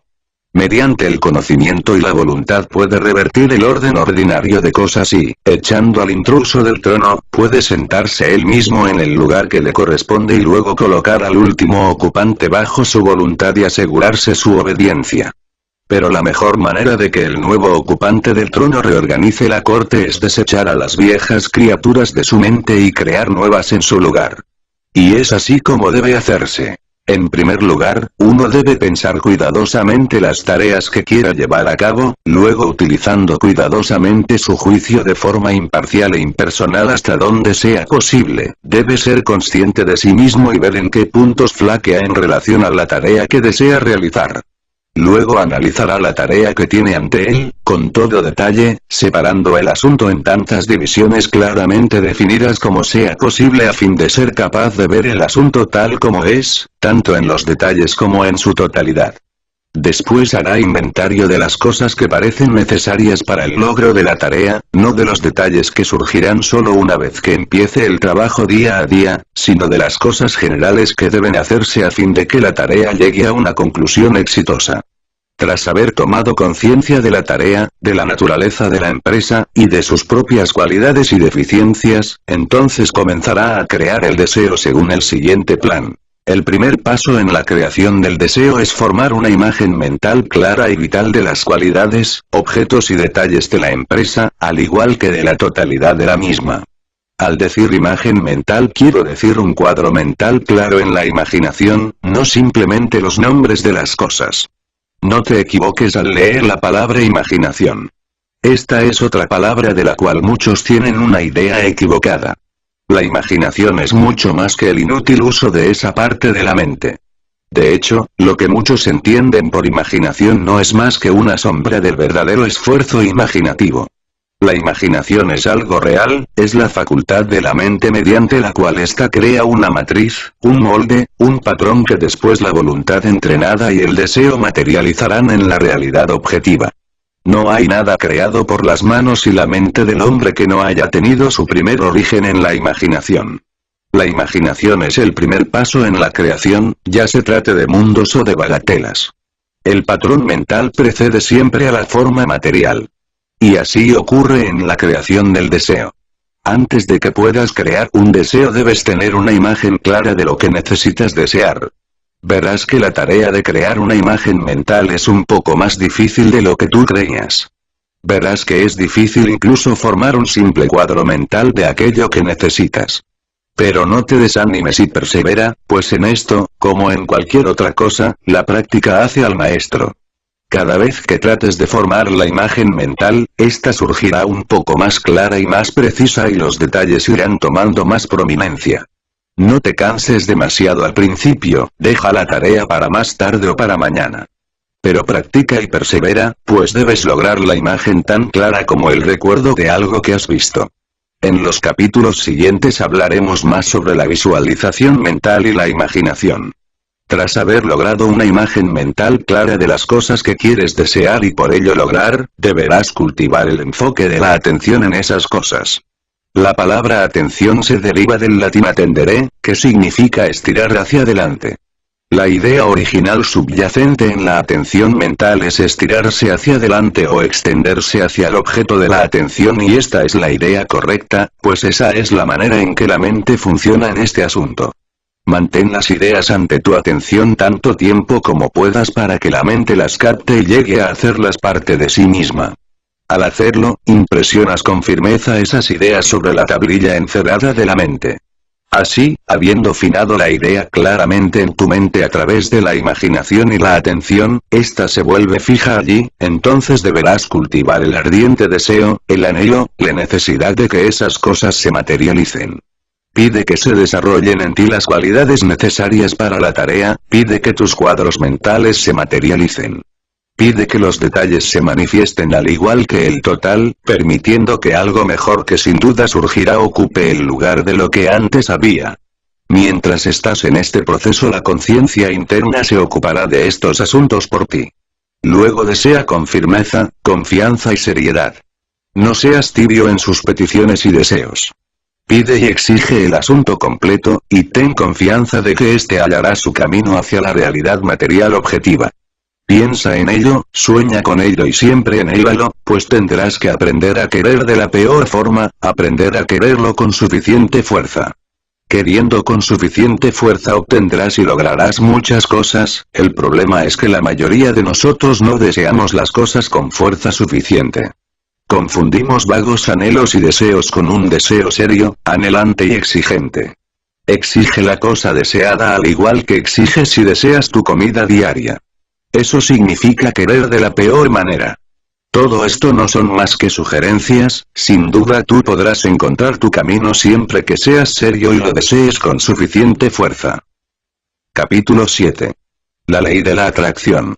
Hay en la naturaleza una gran ley, la ley de la atracción, por cuyo funcionamiento todas las cosas desde los átomos hasta las personas son atraídas unas hacia otras según el grado de afinidad, de semejanza o de utilidad entre ellas.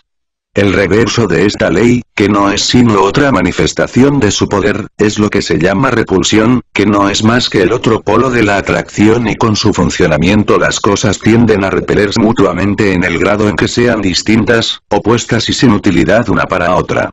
La ley de la atracción es universal en todos los planos de la vida, desde el físico al espiritual. Su funcionamiento es uniforme y constante, por lo que podemos tomar los fenómenos de un plano y en ellos estudiar los fenómenos de otro plano, ya que en todos los casos se aplica la misma regla, es la misma ley y funciona del mismo modo. Empezando con los cuerpos más diminutos, los electrones o los iones, que forman los átomos, encontramos manifestada la ley de la atracción. Ciertos electrones se atraen y otros se repelen, generando la formación de grupos, combinaciones y colonias de electrones, los cuales comienzan a constituir lo que llamamos átomos, que hasta recientemente se pensó eran la forma básica de la materia. En cuanto a los átomos mismos, hallamos muchos grados de afinidad y atracción entre ellos, lo cual hace que se combinen formando moléculas, que es lo que compone toda la materia. Por ejemplo, cada gota de agua se compone de infinitas moléculas de agua y cada molécula está compuesta de 2 átomos de hidrógeno y 1 de oxígeno. Esta combinación es siempre la misma en cualquier molécula de agua. ¿Por qué estos átomos se combinan de este modo, en esta proporción invariable? Sin duda no es por azar, pues tal cosa no existe en la naturaleza. Tras todo fenómeno hay una ley natural y en este caso es la ley de la atracción. Lo mismo ocurre con toda combinación química, es lo que se llama afinidad química. A veces un átomo que ya forma parte de un grupo entra en contacto por proximidad con otro átomo, y entonces se produce una explosión en la molécula cuando el átomo se escapa de sus compañeros para ir a los brazos de otro átomo, con el cual siente una afinidad aún mayor. Veréis que en el mundo de los átomos hay casamientos y divorcios. Y en cuanto a las moléculas, se ha visto que ciertas moléculas son atraídas hacia otras de su mismo tipo siguiendo lo que se llama cohesión, y así se forman las masas de materia.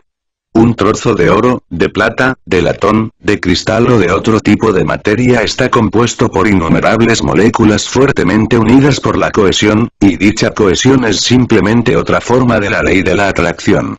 La misma ley que hace que las cosas se junten. Subyaciendo a la ley de la atracción hallaremos nuestro viejo principio de deseo y voluntad. Tal vez te encojas de hombros al ver que menciono el deseo y la voluntad conectados con electrones, átomos y moléculas, todo ello formas de materia, pero espera un momento y verás lo que autoridades científicas de primer nivel dicen al respecto. Incluso el profesor aquel, uno de los mayores científicos del mundo, y totalmente materialista, naturalmente prejuiciado en contra de las teorías espiritualistas, manifestó. La idea de la afinidad química consiste en el hecho de que varios elementos químicos perciben las diferencias cualitativas en otros elementos, experimentan placer o repulsa al contacto con ellos y en base a ello realizan movimientos concretos. También manifestó claramente que en los átomos debe haber algo correspondiente al deseo de contacto y asociación con otros átomos, y la voluntad de permitir que el átomo responda a la ley del deseo es constante en la naturaleza, desde el átomo al hombre a nivel físico, mental y espiritual. ¿Y qué tiene que ver todo esto con el secreto del éxito? Te preguntarás. Simplemente, que la ley de la atracción es una parte importante del secreto del éxito, sobre todo porque tiende a atraer hacia nosotros las cosas, las personas y las circunstancias de acuerdo con nuestro más serio deseo, demanda y voluntad, al igual que atrae unos hacia otros a los átomos y otras partículas de materia. Conviértete en un átomo de deseo vivo y atraerás hacia ti a la persona, las cosas y las circunstancias necesarias para lograr el cumplimiento de tu deseo. Al mismo tiempo entrarás en contacto con aquellos que están trabajando según las mismas líneas de pensamiento. Y serás atraído hacia ellos y ellos hacia ti y entrarás en relación con personas, cosas y entornos que posibilitarán la solución del problema de tus deseos. Sin saber cómo, estarás cerca de las personas y de las cosas adecuadas y todo debido al funcionamiento de esta gran ley natural, la ley de la atracción. Aquí no hay nada de magia o necromancia, nada sobrenatural ni misterioso, simplemente es el funcionamiento de una gran ley natural. En la vida puedes hacer muy poco tú solo, por fuerte y capaz que seas. La vida es compleja y los individuos somos interdependientes unos de otros. Un individuo, segregado de los demás, puede lograr poco o nada. Deberá formar combinaciones, arreglos, armonías y acuerdos con otros y según el entorno y las cosas, es decir, deberá crear y utilizar los entornos y las cosas adecuadas y atraer hacia sí mismo a otros con quienes formará combinaciones a fin de hacer cosas. Y esas personas, cosas y entornos llegarán a él o él a ella debido a esta gran ley de la atracción. Y la forma en que el hombre pone en funcionamiento esta gran ley de la atracción es a través de su deseo siguiendo los lineamientos de la imaginación o visualización mental. ¿Ves ahora la conexión? Por ello, ten mucho cuidado en formar, cultivar y manifestar los deseos correctos. Manténlos con firmeza, fuerza y constancia, y así pondrás en funcionamiento esta gran ley, que constituye una parte muy importante del secreto del éxito. La fuerza del deseo es el poder que motiva las actividades de la vida. Es la fuerza vital básica que anima la mente de las cosas vivas y las empuja a la acción. Sin un fuerte deseo nadie logra nada que merezca la pena, y cuanto mayor sea el deseo, mayor será la cantidad de energía generada y manifestada, siempre que todo lo demás permanezca inalterado. Es decir, que si tenemos una docena de personas de igual inteligencia, salud física y actividad mental, todos ellos iguales en todo, salvo en su deseo, aquellos en los cuales el deseo sea mayor superarán a los demás en su logro y entre los ganadores aquel cuyo deseo queme como una llama inextinguible será el que domine a los demás gracias a su fuerza elemental primitiva. El deseo no solo confiere al hombre esa motivación interna que lo lleva a desarrollar el poder que tiene en su interior, sino que hace mucho más. Hace que irradien desde él fuerzas sutiles y finas de naturaleza mental, que extendiéndose en todas direcciones como las ondas magnéticas de un imán o las eléctricas de una dinamo, influencien a todo aquel que esté dentro de su campo de fuerza. La fuerza del deseo es una fuerza de la naturaleza real, activa y efectiva y sirve para atraer y llevar hacia el centro lo que está en línea con la naturaleza del deseo. La ley de la atracción, de la que tanto se ha hablado, depende en gran parte de la fuerza y del poder del deseo. La fuerza del deseo constituye el núcleo de la ley de atracción. En la naturaleza existe la tendencia de atraer y llevar hacia el centro del deseo las cosas necesarias para lograr dicho deseo. Nuestra propia voluntad viene hacia nosotros a causa de esta fuerza natural que subyace en todo el fenómeno de la influencia mental. Siendo así, no está claro por qué alguien que desea lograr algo debe asegurarse de crear un fuerte deseo hacia ello, y al mismo tiempo asegurarse de dominar el arte de la visualización a fin de formar una clara imagen mental de la cosa deseada, un molde claro en el que la realidad material pueda manifestarse. ¿Has tenido alguna vez contacto con algún gran hombre de negocios? Si alguna vez has visto a uno de ellos en acción, te habrás dado cuenta de que alrededor de él hay algo sutil y misterioso, algo que se siente, algo que parece atraerte y acoplarte a sus esquemas, sus planes y sus deseos, casi por una fuerza irresistible. Estas personas poseen todos el más fuerte tipo de deseo. La energía de su deseo se manifiesta con fuerza y afecta a todos aquellos con los que entra en contacto. Y no solo eso, sino que la fuerza de su deseo fluye desde ellos en grandes ondas, que los ocultistas nos dicen se manifiestan con un movimiento circular o espiral alrededor del centro del deseo. Estas personas se convierten en verdaderos ciclones de deseo, siendo que casi todo lo que entra en contacto con ellos es afectado y aspirado hacia el vórtice. No tenemos evidencia de esto en todos los grandes líderes. No podemos ver el funcionamiento de esta ley de la atracción que lleva hacia ellos lo que desean. Podemos llamar a esto poder de voluntad y en cierto modo así es, pero detrás y debajo de la voluntad hallaremos siempre un ardiente deseo que es la fuerza que motiva todo su poder de atracción. Esta fuerza del deseo es algo elemental y primitivo. Lo vemos en el reino animal y entre las razas humanas inferiores, quizás más claramente que entre los tipos humanos más elevados, pero solo porque en tales circunstancias se nos muestra desprovisto de las coberturas, los disfraces y las máscaras que envuelven las formas y planos de vida más civilizados. Pero recuerda que el mismo principio que se manifiesta en las pulidas formas de la vida civilizada es el que hallamos en el hombre de las cavernas que, desnudo e iracundo corre tras sus enemigos, aniquilándolos como moscas, si nos molestamos en mirar un poco bajo la pulida superficie. Antiguamente el deseo manifestaba su fuerza en el plano físico, ahora lo hace en el plano mental. Esta es la única diferencia, la fuerza es la misma en ambos casos. Mientras escribo ha llegado a los escenarios una obra que ilustra este principio. La heroína, hija de una antigua familia neoyorquina de elevado nivel social y económico, sueña que en otra encarnación anterior se ve a sí misma arrancada de los brazos de su padre cavernícola por los brazos de un jefe fiero y salvaje, cuyo deseo se manifiesta en lo físico. Se despierta de su sueño y horrorizada descubre el rostro de su raptor del sueño en un hombre que entra en relación con su padre en Nueva York.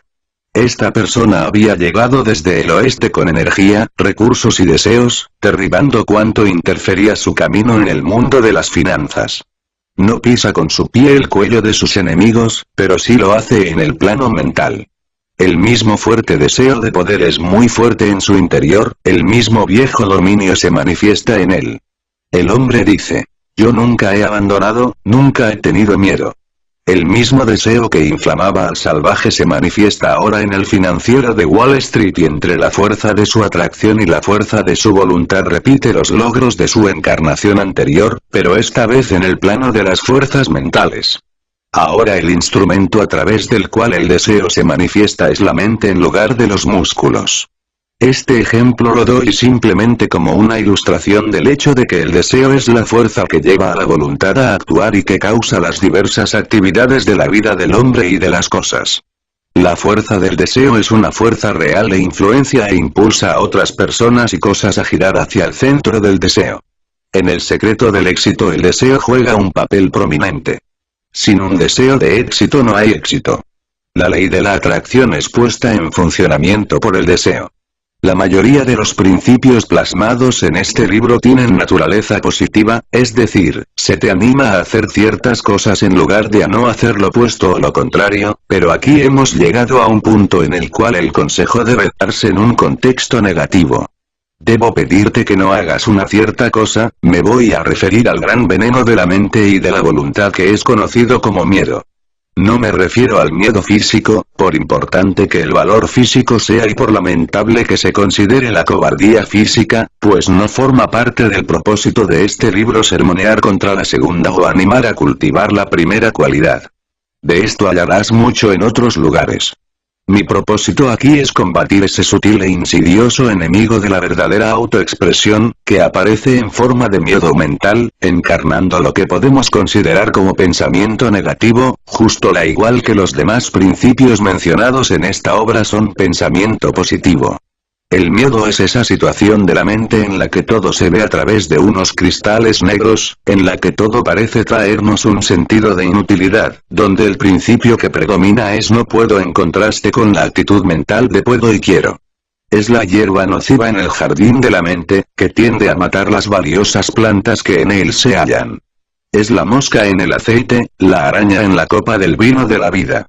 Hasta donde sabemos, la primera persona en usar la expresión miedo mental fue Horacio Fletcher, conocido escritor que lo acuñó para usarla en lugar de la palabra preocupación.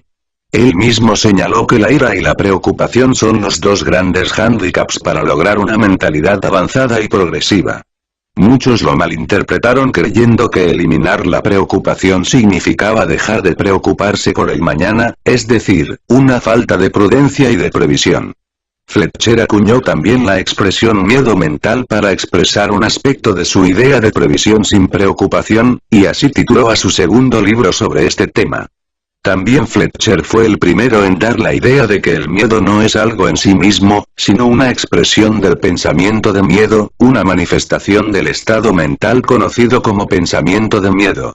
Él y otros que han escrito sobre ese tema enseñan que el miedo puede anularse anulando los pensamientos de miedo en la mente, sacándolos de la recámara mental, y los grandes maestros enseñaron que la mejor manera de expulsar al miedo, o a cualquier otro estado mental indeseable, es cultivar en la mente el pensamiento de la cualidad opuesta, impulsando a la mente hacia el cuadro mental de la cualidad deseable y con las autosugestiones apropiadas.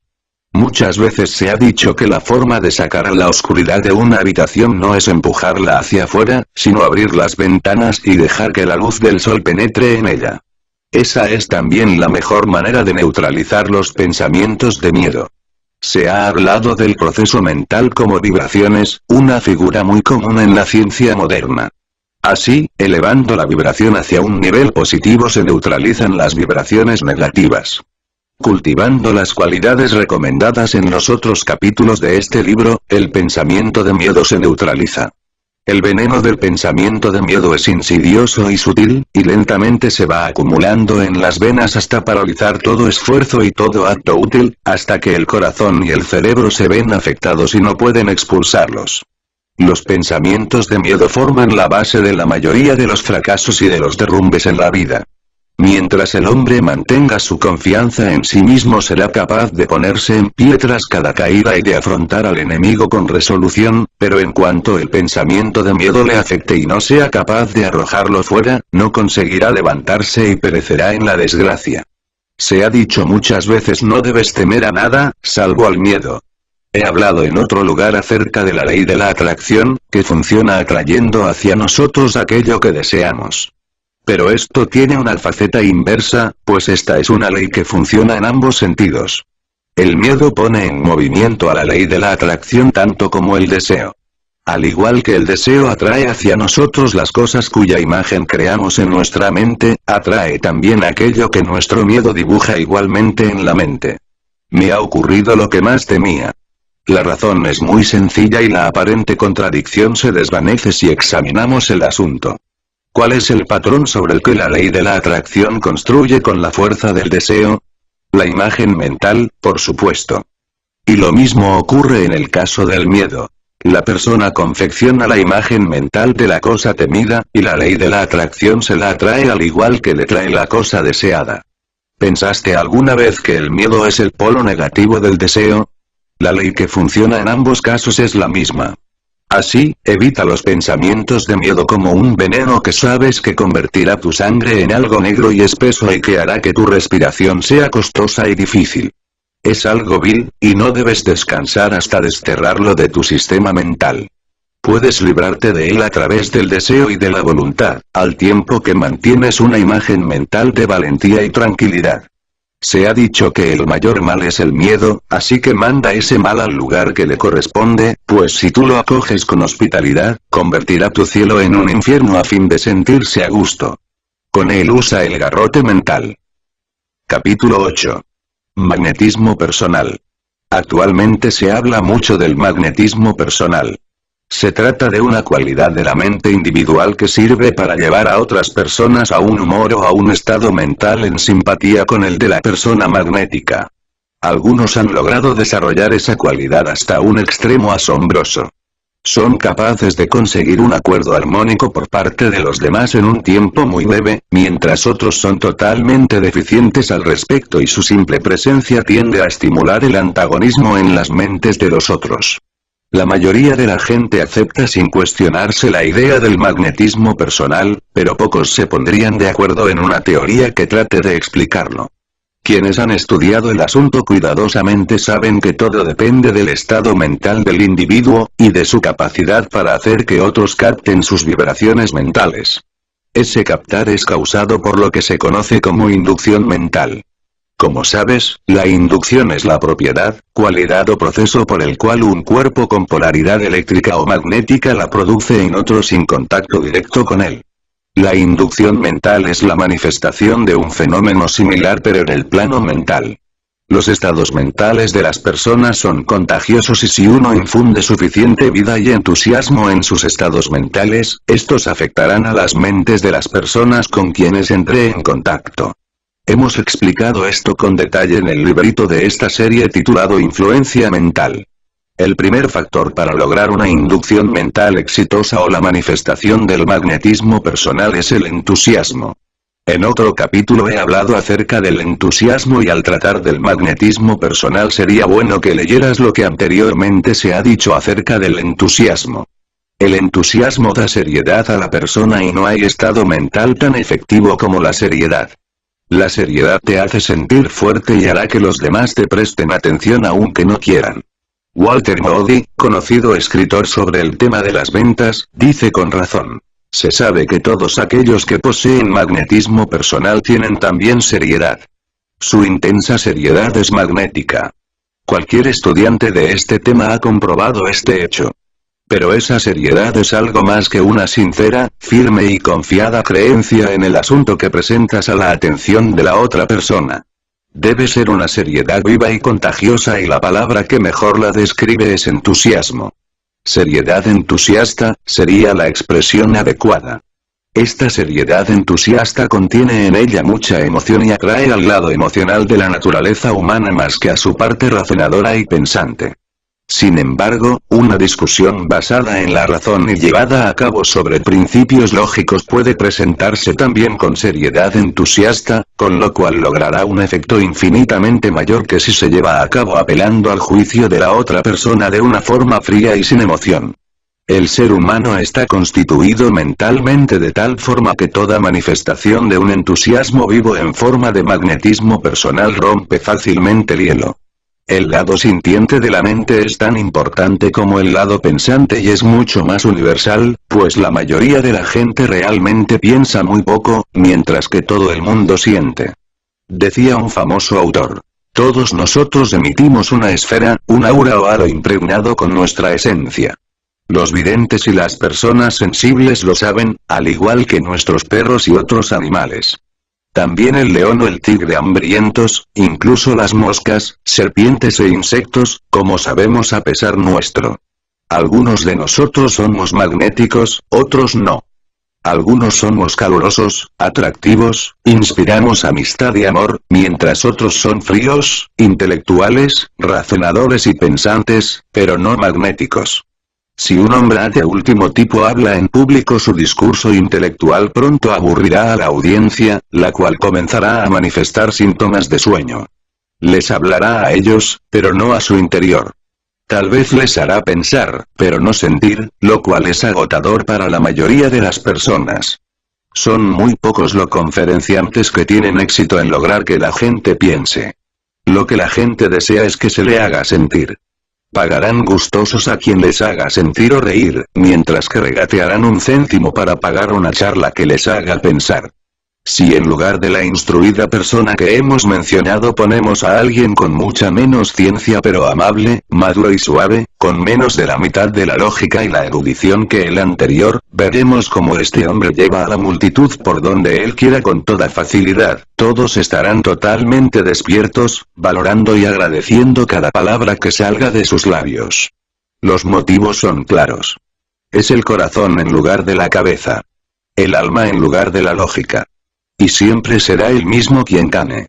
Veréis que todo hombre y mujer que son considerados muy magnéticos, casi invariablemente son gente que posee lo que llamamos alma, es decir, que manifiestan e inducen en los demás sentimientos o emociones. Manifiestan rasgos de carácter y naturaleza similares a los de los actores y actrices. Muestran una parte de sí mismos, lo cual parece afectar a quienes entran en contacto con ellos. Si te fijas en un actor carente de magnetismo verás que aunque recite perfectamente su papel, haga todos los gestos adecuados y domine toda la técnica del arte, siempre le faltará algo y ese algo será la habilidad para comunicar sentimientos. Quienes conocen el secreto se dan cuenta de que los actores de éxito que parecen arder con pasión, sentimiento y emoción sobre el escenario, realmente sienten muy poco de esas cualidades mientras actúan, en realidad son como fonógrafos, que emiten sonidos previamente registrados en ellos. Pero si investigamos más profundamente, veremos que al estudiar sus papeles y practicar en privado, estos actores inducen y estimulan la emoción requerida para el papel y la mantienen con firmeza en sus mentes, acompañándola de los gestos apropiados, hasta que finalmente se establece y se imprime en las tablillas de su mente al igual que los registros de un fonógrafo son impresos sobre la cera. Luego, cuando interpretan su papel la apariencia externa de los sentimientos, las emociones, los gestos, el énfasis, etc. impresionan al auditorio. Se dice que si un actor se deja llevar a sí mismo por el papel de forma que lo sienta en su interior, el resultado no será bueno, pues al ser vencido por el sentimiento el efecto del mismo repercute en él, en lugar de afectar al público. El mejor resultado se obtiene cuando uno ha experimentado y sentido primeramente la emoción y luego la reproduce hacia el exterior sin permitir que lo controle. Menciono estos hechos para aquellos que no poseen naturalmente la facultad del magnetismo personal en grado necesario. Estas personas verán que les interesa trabajar el sentimiento deseado con seriedad entusiasta en privado, grabando la impresión mental a través de ensayos y prácticas repetidas hasta que logren registrarlo en su hábito mental para reproducirlo posteriormente cuando la ocasión lo precise. Mi consejo en estos casos es ser un buen actor y recordar que la práctica y el ensayo frecuente es lo que hace al buen actor. Es mucho mejor ser capaz de inducir sentimiento y entusiasmo de esta forma que no ser capaz de hacerlo en absoluto. Se puede ser entusiasta racional sin caer en una emotividad sensiblera. Pienso que el estudiante cuidadoso verá lo que quiero decir aquí y no me malinterpretará. Recuerda que mediante esa actuación repetida la cualidad deseada se convertirá en real y natural. Capítulo 9. Una personalidad atractiva. En el capítulo en el que hablábamos de la singularidad decíamos que lo que conocemos como personalidad no es el yo real del individuo, sino que es y forma la apariencia externa, una especie de yo secundario. Como dije, la palabra personalidad realmente significa máscara, es decir, la apariencia externa del individuo representando su papel en el gran drama de la vida. Y al igual que el actor puede cambiar su máscara y sus vestidos, igual puede el individuo alterar y cambiar su personalidad, si haya otras características más deseables. Sin embargo, aunque la personalidad no es el yo real, juega un papel importante en el drama de la vida, especialmente porque el auditorio se fija más en la personalidad de lo que lo hace en el individuo real que se oculta tras la máscara. Por ello es adecuado que el individuo cultive y adquiera una personalidad que resulte atractiva a su auditorio y que lo convierta en aceptable para ellos. No estoy predicando el engaño. Consideramos que la individualidad o singularidad es el ser verdadero y creemos que la persona debe desarrollarse a sí misma lo máximo que pueda siguiendo las leyes del desarrollo individual. Sin embargo, mientras debamos llevar una personalidad en esta vida, creemos que no solo le interesa, sino que además tiene la obligación de hacer que esa personalidad sea tan agradable y atractiva como él pueda lograr. Ya sabes que independientemente de lo bueno, inteligente y elevado que un hombre pueda ser, si lleva la máscara de una personalidad desagradable o poco atractiva, se estará situando a sí mismo en desventaja y ahuyentará a personas que podrían beneficiarlo y que estarían encantadas de amarlo si pudieran verlo detrás de su fea máscara. Al hablar de máscaras desagradables o poco atractivas, tampoco estamos hablando de la apariencia física de la persona. Aunque es cierto que el aspecto físico en algunos casos tiene mucho que ver, hay un encanto en la personalidad que trasciende con mucho la apariencia física. Hay muchas personas con rostros y formas bellas cuya personalidad dista mucho de ser atractiva, y que en lugar de atraer repelen. Y hay otros cuyos rostros distan mucho de ser perfectos, pero sin embargo hay algo en ellos que atrae a los demás. Hay personas que siempre nos alegramos de ver y cuyo encanto nos hace olvidar que no son hermosas. De hecho, incluso sus poco armónicos rostros parecen transfigurarse cuando estamos en su presencia. Eso es lo que me refiero al hablar de la personalidad. El sentido en el que estoy utilizando este término, como veis, tiene una estrecha relación con el magnetismo personal, del que hablábamos en el capítulo anterior. Una de las primeras cosas que debería cultivar quien desee desarrollar el encanto de su personalidad es una atmósfera mental de alegría. No hay nada tan estimulante como la presencia de una persona alegre y nada tan deprimente como uno de esos vampiros humanos que generan un escalofrío en todo aquel con quien entran en contacto. Piensa en tus conocidos y verás que automáticamente los catalogas en dos tipos: los alegres y los depresivos. Juan Alegre siempre es preferido a Paco Debre. Al primero se le da siempre la bienvenida, mientras que del otro se huye. Los japoneses entienden perfectamente esta ley de la personalidad y una de las primeras cosas que enseñan a los niños es mantener un exterior alegre, independientemente de que su corazón esté destrozado. Ellos consideran que una de las mayores muestras de mala educación es mostrar a los demás sus penas, su tristeza y su dolor. Esta faceta la reservan para la privacidad de sus recámaras. Mientras al mundo exterior le presentan siempre una sonrisa feliz y luminosa. En esto son muy sabios por varias razones. 1. Al actuar así inducen en sí mismos una actitud mental más alegre y positiva. 2. Atraen personas y cosas alegres gracias a la ley de la atracción. Y 3. De este modo presentan a los demás una personalidad atractiva, con lo cual son aceptados por los demás, ya se trate de amistades como de compañeros de trabajo. Los tristes suelen resultar poco atractivos y se les evita como a la peste. Todos tenemos ya bastantes problemas sin tener que cargar con los de los demás. Recuerda este antiguo dicho: ríe y el mundo reirá contigo, llora y llorarás solo. Pues esta vieja tierra necesita alegría, ya tiene suficientes penas. Así que cultiva la sonrisa, es un valioso bien de la personalidad. No la mueca forzada y falsa, sino una sonrisa que signifique algo, algo real. Esa sonrisa debe venir del interior. No es algo superficial. Si necesitas un patrón verbal sobre el que modelar el estado mental que produzca esa apariencia externa de la personalidad, puedes usar este: brillante, alegre y feliz. Enmárcalo y cuélgalo en un lugar importante de tu galería mental. Comprométete a memorizarlo y visualizarlo a fin de que seas capaz de verlo ante ti como un cartel iluminado. Brillante, alegre y feliz. Luego trata de materializar esta idea en la realidad dentro de tu mente. Piensa en ella y actúala. Pronto verás que para ti ya es real. Entonces tendrás ya algo que valga la pena en tu personalidad. Tal vez todo esto te parezca pueril, pero si trabajas en ello pronto verás que tiene un valor incalculable, independientemente del camino que sigas en la vida. Otro punto a tener muy en cuenta en relación con la personalidad es la autoestima. Si tienes verdadera autoestima, esto se manifestará en tu comportamiento exterior, así como también en tu aspecto. Si no la tienes, deberás comenzar a cultivar una apariencia de autoestima y luego recordar que eres un hombre o una mujer y no un pobre gusano que se arrastra sobre el polvo. Enfréntate al mundo firmemente y sin miedo, manteniendo tus ojos hacia el frente. Levanta la cabeza. Para enfrentarse al mundo no hay nada como una columna recta y una cabeza levantada. Quien mantiene la cabeza inclinada parece pedir perdón por vivir y estar en la tierra, y el mundo sin duda captará esa impresión. Una cabeza erecta permitirá traspasar sin problemas los dragones que custodian la puerta del éxito. Un conocido escritor da el siguiente consejo sobre esto.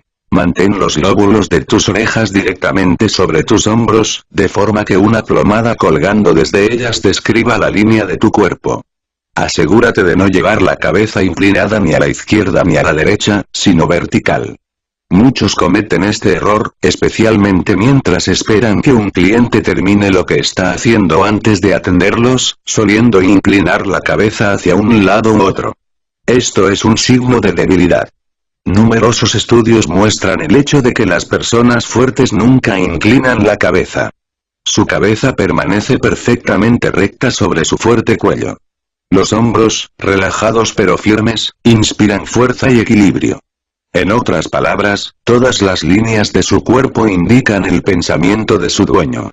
El valor de este consejo reside no solo en el hecho de que te da la apariencia de autoestima, sino también en que tiende a cultivar el estado mental correspondiente en tu interior.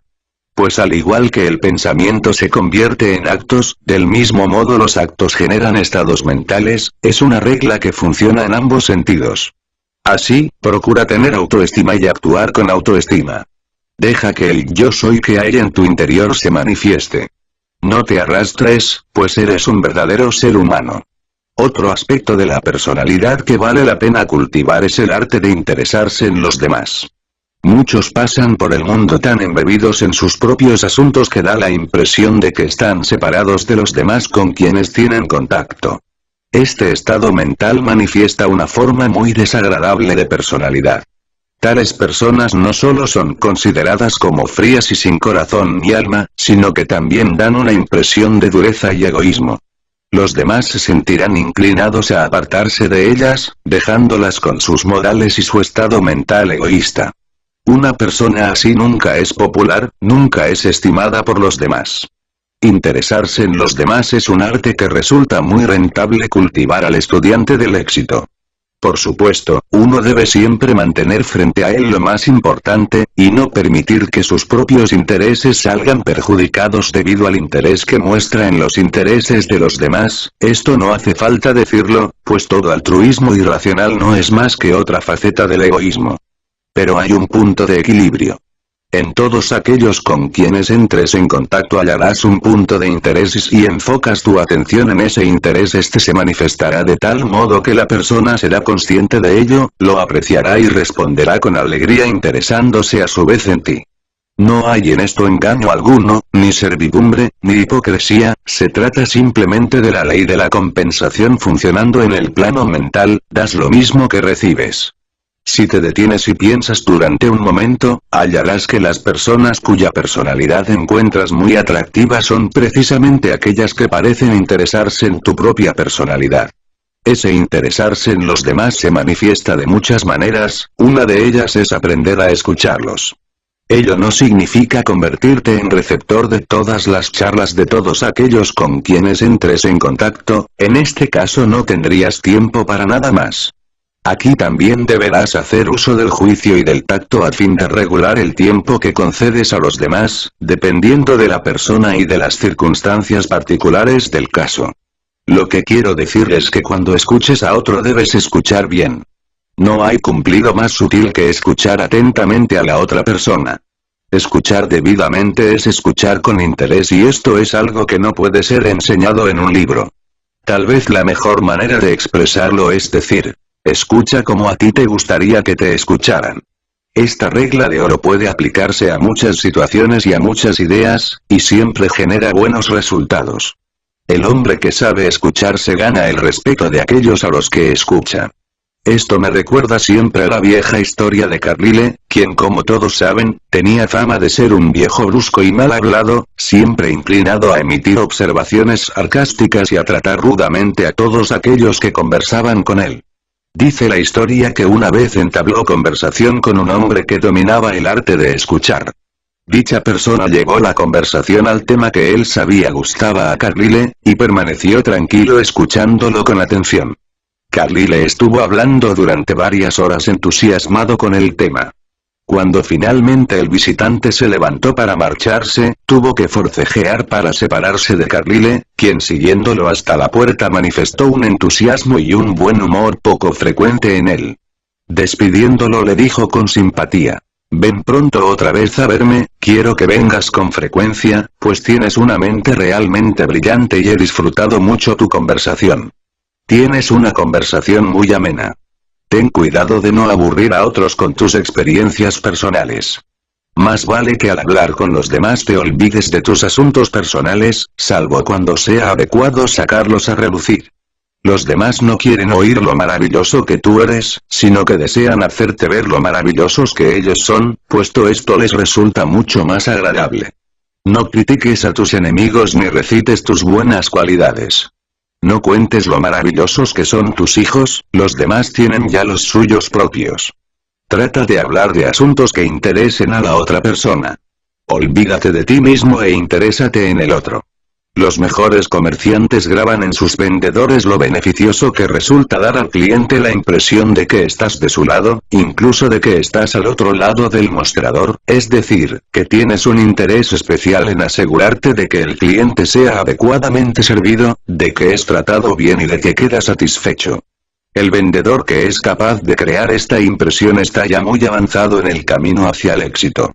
Todo esto es algo difícil de describir, pero un poco de observación, de reflexión y de práctica sobre lo indicado en los capítulos anteriores te ayudará mucho en este sentido.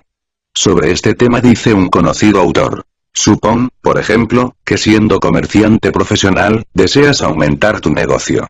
Ya sea que vendas bienes o servicios, considerar el asunto como una mera y fría transacción, recibiendo el dinero del cliente y dándole el objeto de la compra, dejando que se vaya con la sensación de que no tienes ningún interés en él más allá de obtener un beneficio, a la larga te perjudicará. Salvo que el cliente sienta que realmente te interesas en él y en sus necesidades, y que sinceramente deseas mejorar su bienestar, la transacción será un fracaso y el negocio retrocederá. Si eres capaz de hacer que los clientes sientan que realmente tratas de proteger sus intereses tanto como los tuyos, tu negocio crecerá. Y ello lo lograrás sin que sea necesario dar descuentos ni regalos. Se trata simplemente de que toda transacción, por pequeña que sea, la impregnes de vida y de interés. Este autor plasmó la idea con claridad y harías bien en seguir su consejo y ponerlo en práctica.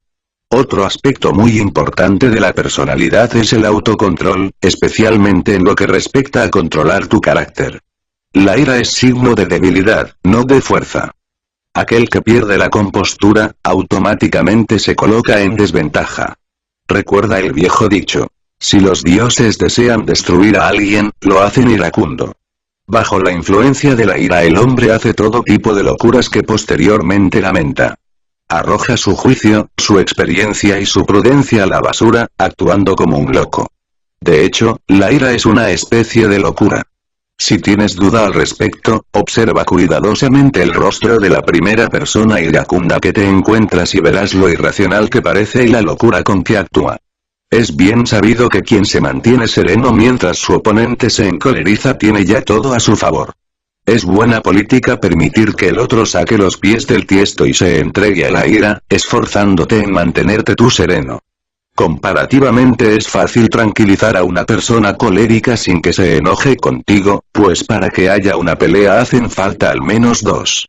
Verás que el hecho de controlar tu expresión y tu aspecto te confiere control sobre tu estado mental interno. Verás que si eres capaz de controlar tu voz, manteniéndola tranquila, serena y baja, no te dejarás arrastrar por la pasión e incluso notarás que al hacerlo también la voz del otro gradualmente se tranquiliza, abandonando el tono elevado y amenazador. Al final los dos estaréis hablando en el mismo tono, siendo tú quien ha marcado la pauta. Vale la pena recordar esto, ese control de la voz es un secreto que merece ser conocido y practicado. Y ya que estamos hablando de la voz, me gustaría llamar tu atención sobre un control vocal más profundo, o mejor dicho, sobre cómo cultivar la voz. El hombre que posee una voz bien controlada, uniforme y agradable, aunque posea habilidades semejantes a los demás siempre tendrá ventaja. El valor de una voz suave, flexible y vibrante es enorme. Si posees una voz así, eres afortunado. Si no la posees, ¿por qué no comenzar a cultivarla? Por supuesto que puedes. El caso del famoso conferenciante y locutor Nathan Shepard es muy conocido.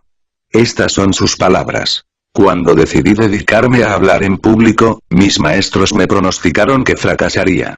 Mi pronunciación era mala y mis órganos vocales inadecuados. Para mí fueron palabras dolorosas y crueles, nunca las olvidaré, sin embargo estimularon en mí una decisión y un empeño que sin ellas nunca habría tenido.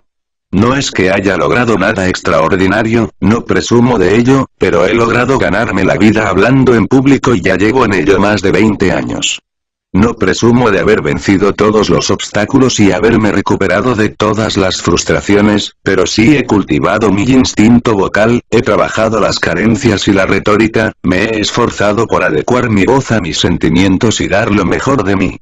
Tras estas palabras cualquier cosa que añada sobre la posibilidad de mejorar la voz o la voluntad y la práctica sería superflua.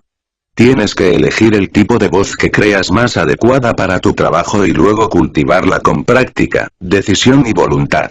Si el señor Shepard pudo convertirse en un locutor famoso con todos los obstáculos que tuvo que superar, tú también puedes. Se me sugiere que diga también algunas palabras en relación con el cuerpo físico como una parte importante de la personalidad, especialmente en lo que se refiere al andar. Pero no creo que sea necesario añadir lo que ya hemos dicho con relación a ese tema, especialmente en lo que se refiere a la autoestima. Lo principal es cultivar un estado mental de autoestima y respeto por sí mismo y el resto seguirá como una consecuencia natural. El pensamiento se convierte en acción y aquel que posee autoestima sin duda plasmará ese estado interno en cualquier acto físico, gesto o emoción. Y la tendrá tanto internamente como en el exterior. Por supuesto, debemos ser cuidadosos con nuestro aspecto externo, especialmente en lo que se refiere a la limpieza y al vestir. Debemos procurar que tanto el cuerpo como nuestras ropas estén limpias. Ir bien vestido no significa ir siempre de etiqueta, de hecho aquellos que visten bien suelen hacerlo con gran sencillez. Cultiva un gusto tranquilo y refinado, sin aspavientos ni espectacularidad. Lo más importante es siempre la limpieza. Resumiendo, quiero resaltar que lo que llamamos personalidad no es más que una máscara externa del individuo interior. Esa máscara puede ser cambiada mediante un esfuerzo de la voluntad junto con un buen juicio e inteligencia. Primero deberás hallar qué tipo de personalidad te conviene y luego ponerte manos a la obra para cultivarla. Forma una imagen mental de lo que deseas ser, luego piensa en ello y deséalo ardientemente, después actúa en ese sentido, una vez y otra, ensayo tras ensayo, hasta que realmente materialices tu ideal en la realidad objetiva. Crea un buen molde o patrón mental y luego vierte en él tu material con asiduidad, pero lentamente. De ese molde saldrá el carácter y la personalidad que deseas y necesitas. Luego deberás pulir esa recién nacida personalidad hasta que irradie con el brillo de la cultura. Puedes ser lo que deseas ser, siempre que lo desees con suficiente fuerza. El deseo es la madre de la realización. Recuerda una vez más la vieja norma. Desear seriamente, esperar con confianza y actuar con resolución. Estos son los 3 pasos que llevan al logro. Ahora que te he dado este pequeño secreto del éxito, utilízalo. Ya todo depende de ti. Yo pulsé el botón, tú debes hacer el resto. Capítulo 10. Palabras finales.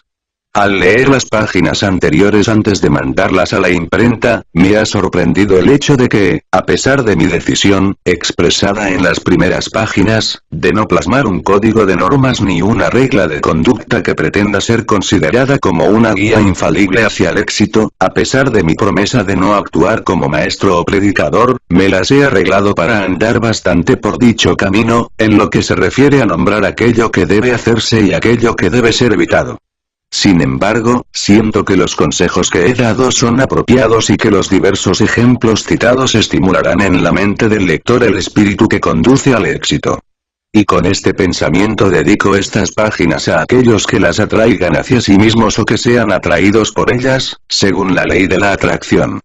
Pero siento que no habré completado mi tarea salvo que una vez más, recuerde al lector que el éxito no se alcanza siguiendo ciegamente las normas o los consejos ajenos, ya sean los míos o de otras personas. No hay camino hacia el éxito, no hay un patrón que pueda mágicamente transformar a los fracasados en capitanes de la industria o magnates de las finanzas. Pocas cosas son más patéticas, y al mismo tiempo más divertidas, según como uno lo mire, que los abundantes textos y charlas ofrecidos al público acerca del éxito por autodenominados maestros. Es imposible plasmar en unas páginas un método infalible siguiendo el cual el lector pueda alcanzar el éxito que su corazón ansía. La verdad, fría y dura, es que, en lo que se refiere al éxito, cada uno de nosotros debe construir su propio camino. Las normas y los consejos pueden ayudar, y sin duda lo hacen, pero el trabajo real debe realizarlo el propio individuo. Es él quien tiene que esculpir su propio destino y ningún poder, superior o inferior, hará el trabajo por él. El viejo dicho de Dios ayuda a quien se ayuda es verdadero en más de un sentido. Es cierto en el sentido de que la ayuda desde arriba parece negarse a quien no esté dispuesto a dar lo mejor de sí mismo. Pero es también cierto en otro sentido, dicha ayuda llega a quien pone toda su alma y todo su corazón en el trabajo que tiene ante sí, y que cada día realiza su trabajo lo mejor que puede con esperanza y confiada expectación de que el futuro le depara cosas mucho mejores. El sabio es aquel que recorre con ánimo los pasos que tiene frente a él, poniendo firmemente su pie sobre el suelo con confianza, aunque desde donde está no pueda ver lo que hay más adelante. Con un paso tras otro el camino se va iluminando hasta que finalmente la persona alcanza la meta, mientras que los temerosos, que no dieron el primer paso porque no podían ver más allá, siguen todavía esperando que algo ocurra. Esa espera es mala política, como dijo Garfield. No esperes que algo ocurra. Sal y hazlo tú mismo. Inicia la marcha frente a ti con decisión y esperanza y pronto verás aparecer el sendero. Lo que debes hacer es aquello que está ante ti. Hazlo lo mejor que sepas, seguro de que al hacerlo progresarás hacia cosas mejores, hacia aquello que tu corazón anhela. Al ponerte en acción te llegarán nuevas ideas, pues el acto genera inspiración. Ponte en marcha. En esta pequeña obra he tratado de llamar tu atención hacia algo de mucha más importancia que un simple código de normas y de consejos generales. Te he señalado el hecho glorioso de que en el interior de cada uno de nosotros hay algo que debidamente estimulado incrementará enormemente tu fuerza y tu capacidad. Así, he tratado de hablarte acerca de ese algo interior. Creo que el estudio del carácter y del trabajo de los hombres de éxito te mostrará que, por diferentes que sean en sus características personales, todos manifiestan tener conciencia de ese algo interior, que les confiere seguridad en su poder y su fuerza interna y que a su vez les genera coraje y confianza en sí mismos. Verás que la mayoría de hombres y mujeres de éxito sienten que hay algo en su interior que les ayuda. Algunos llaman a este algo suerte o destino o alguna palabra de ese estilo. Pero esto no son más que diversas formas de reconocer ese poder interno que les ayuda aunque no estén seguros de la naturaleza del mismo. De hecho la mayoría no se detiene a especular sobre dicha naturaleza, pues están demasiado ocupados, se conforman con saber que está ahí. Ese algo interior, es el verdadero individuo, el yo de cada uno de ellos, la fuente de poder. He escrito este libro con la esperanza de que para muchos sea el primer paso para reconocer, desarrollar y manifestar ese poder interior. Seriamente te exhorto a cultivar esa conciencia del yo soy, que te hará ver el poder que tienes en tu interior. Luego, de forma natural te vendrá la consciencia que se expresa a sí misma en la frase. puedo y quiero, que es una de las más grandes afirmaciones que el hombre puede realizar. Esa conciencia de quiero y puedo es la expresión de ese algo interior, que confío en que tendrás y manifestarás. Más allá de todo consejo que te pueda dar, esto es lo más importante del secreto del éxito.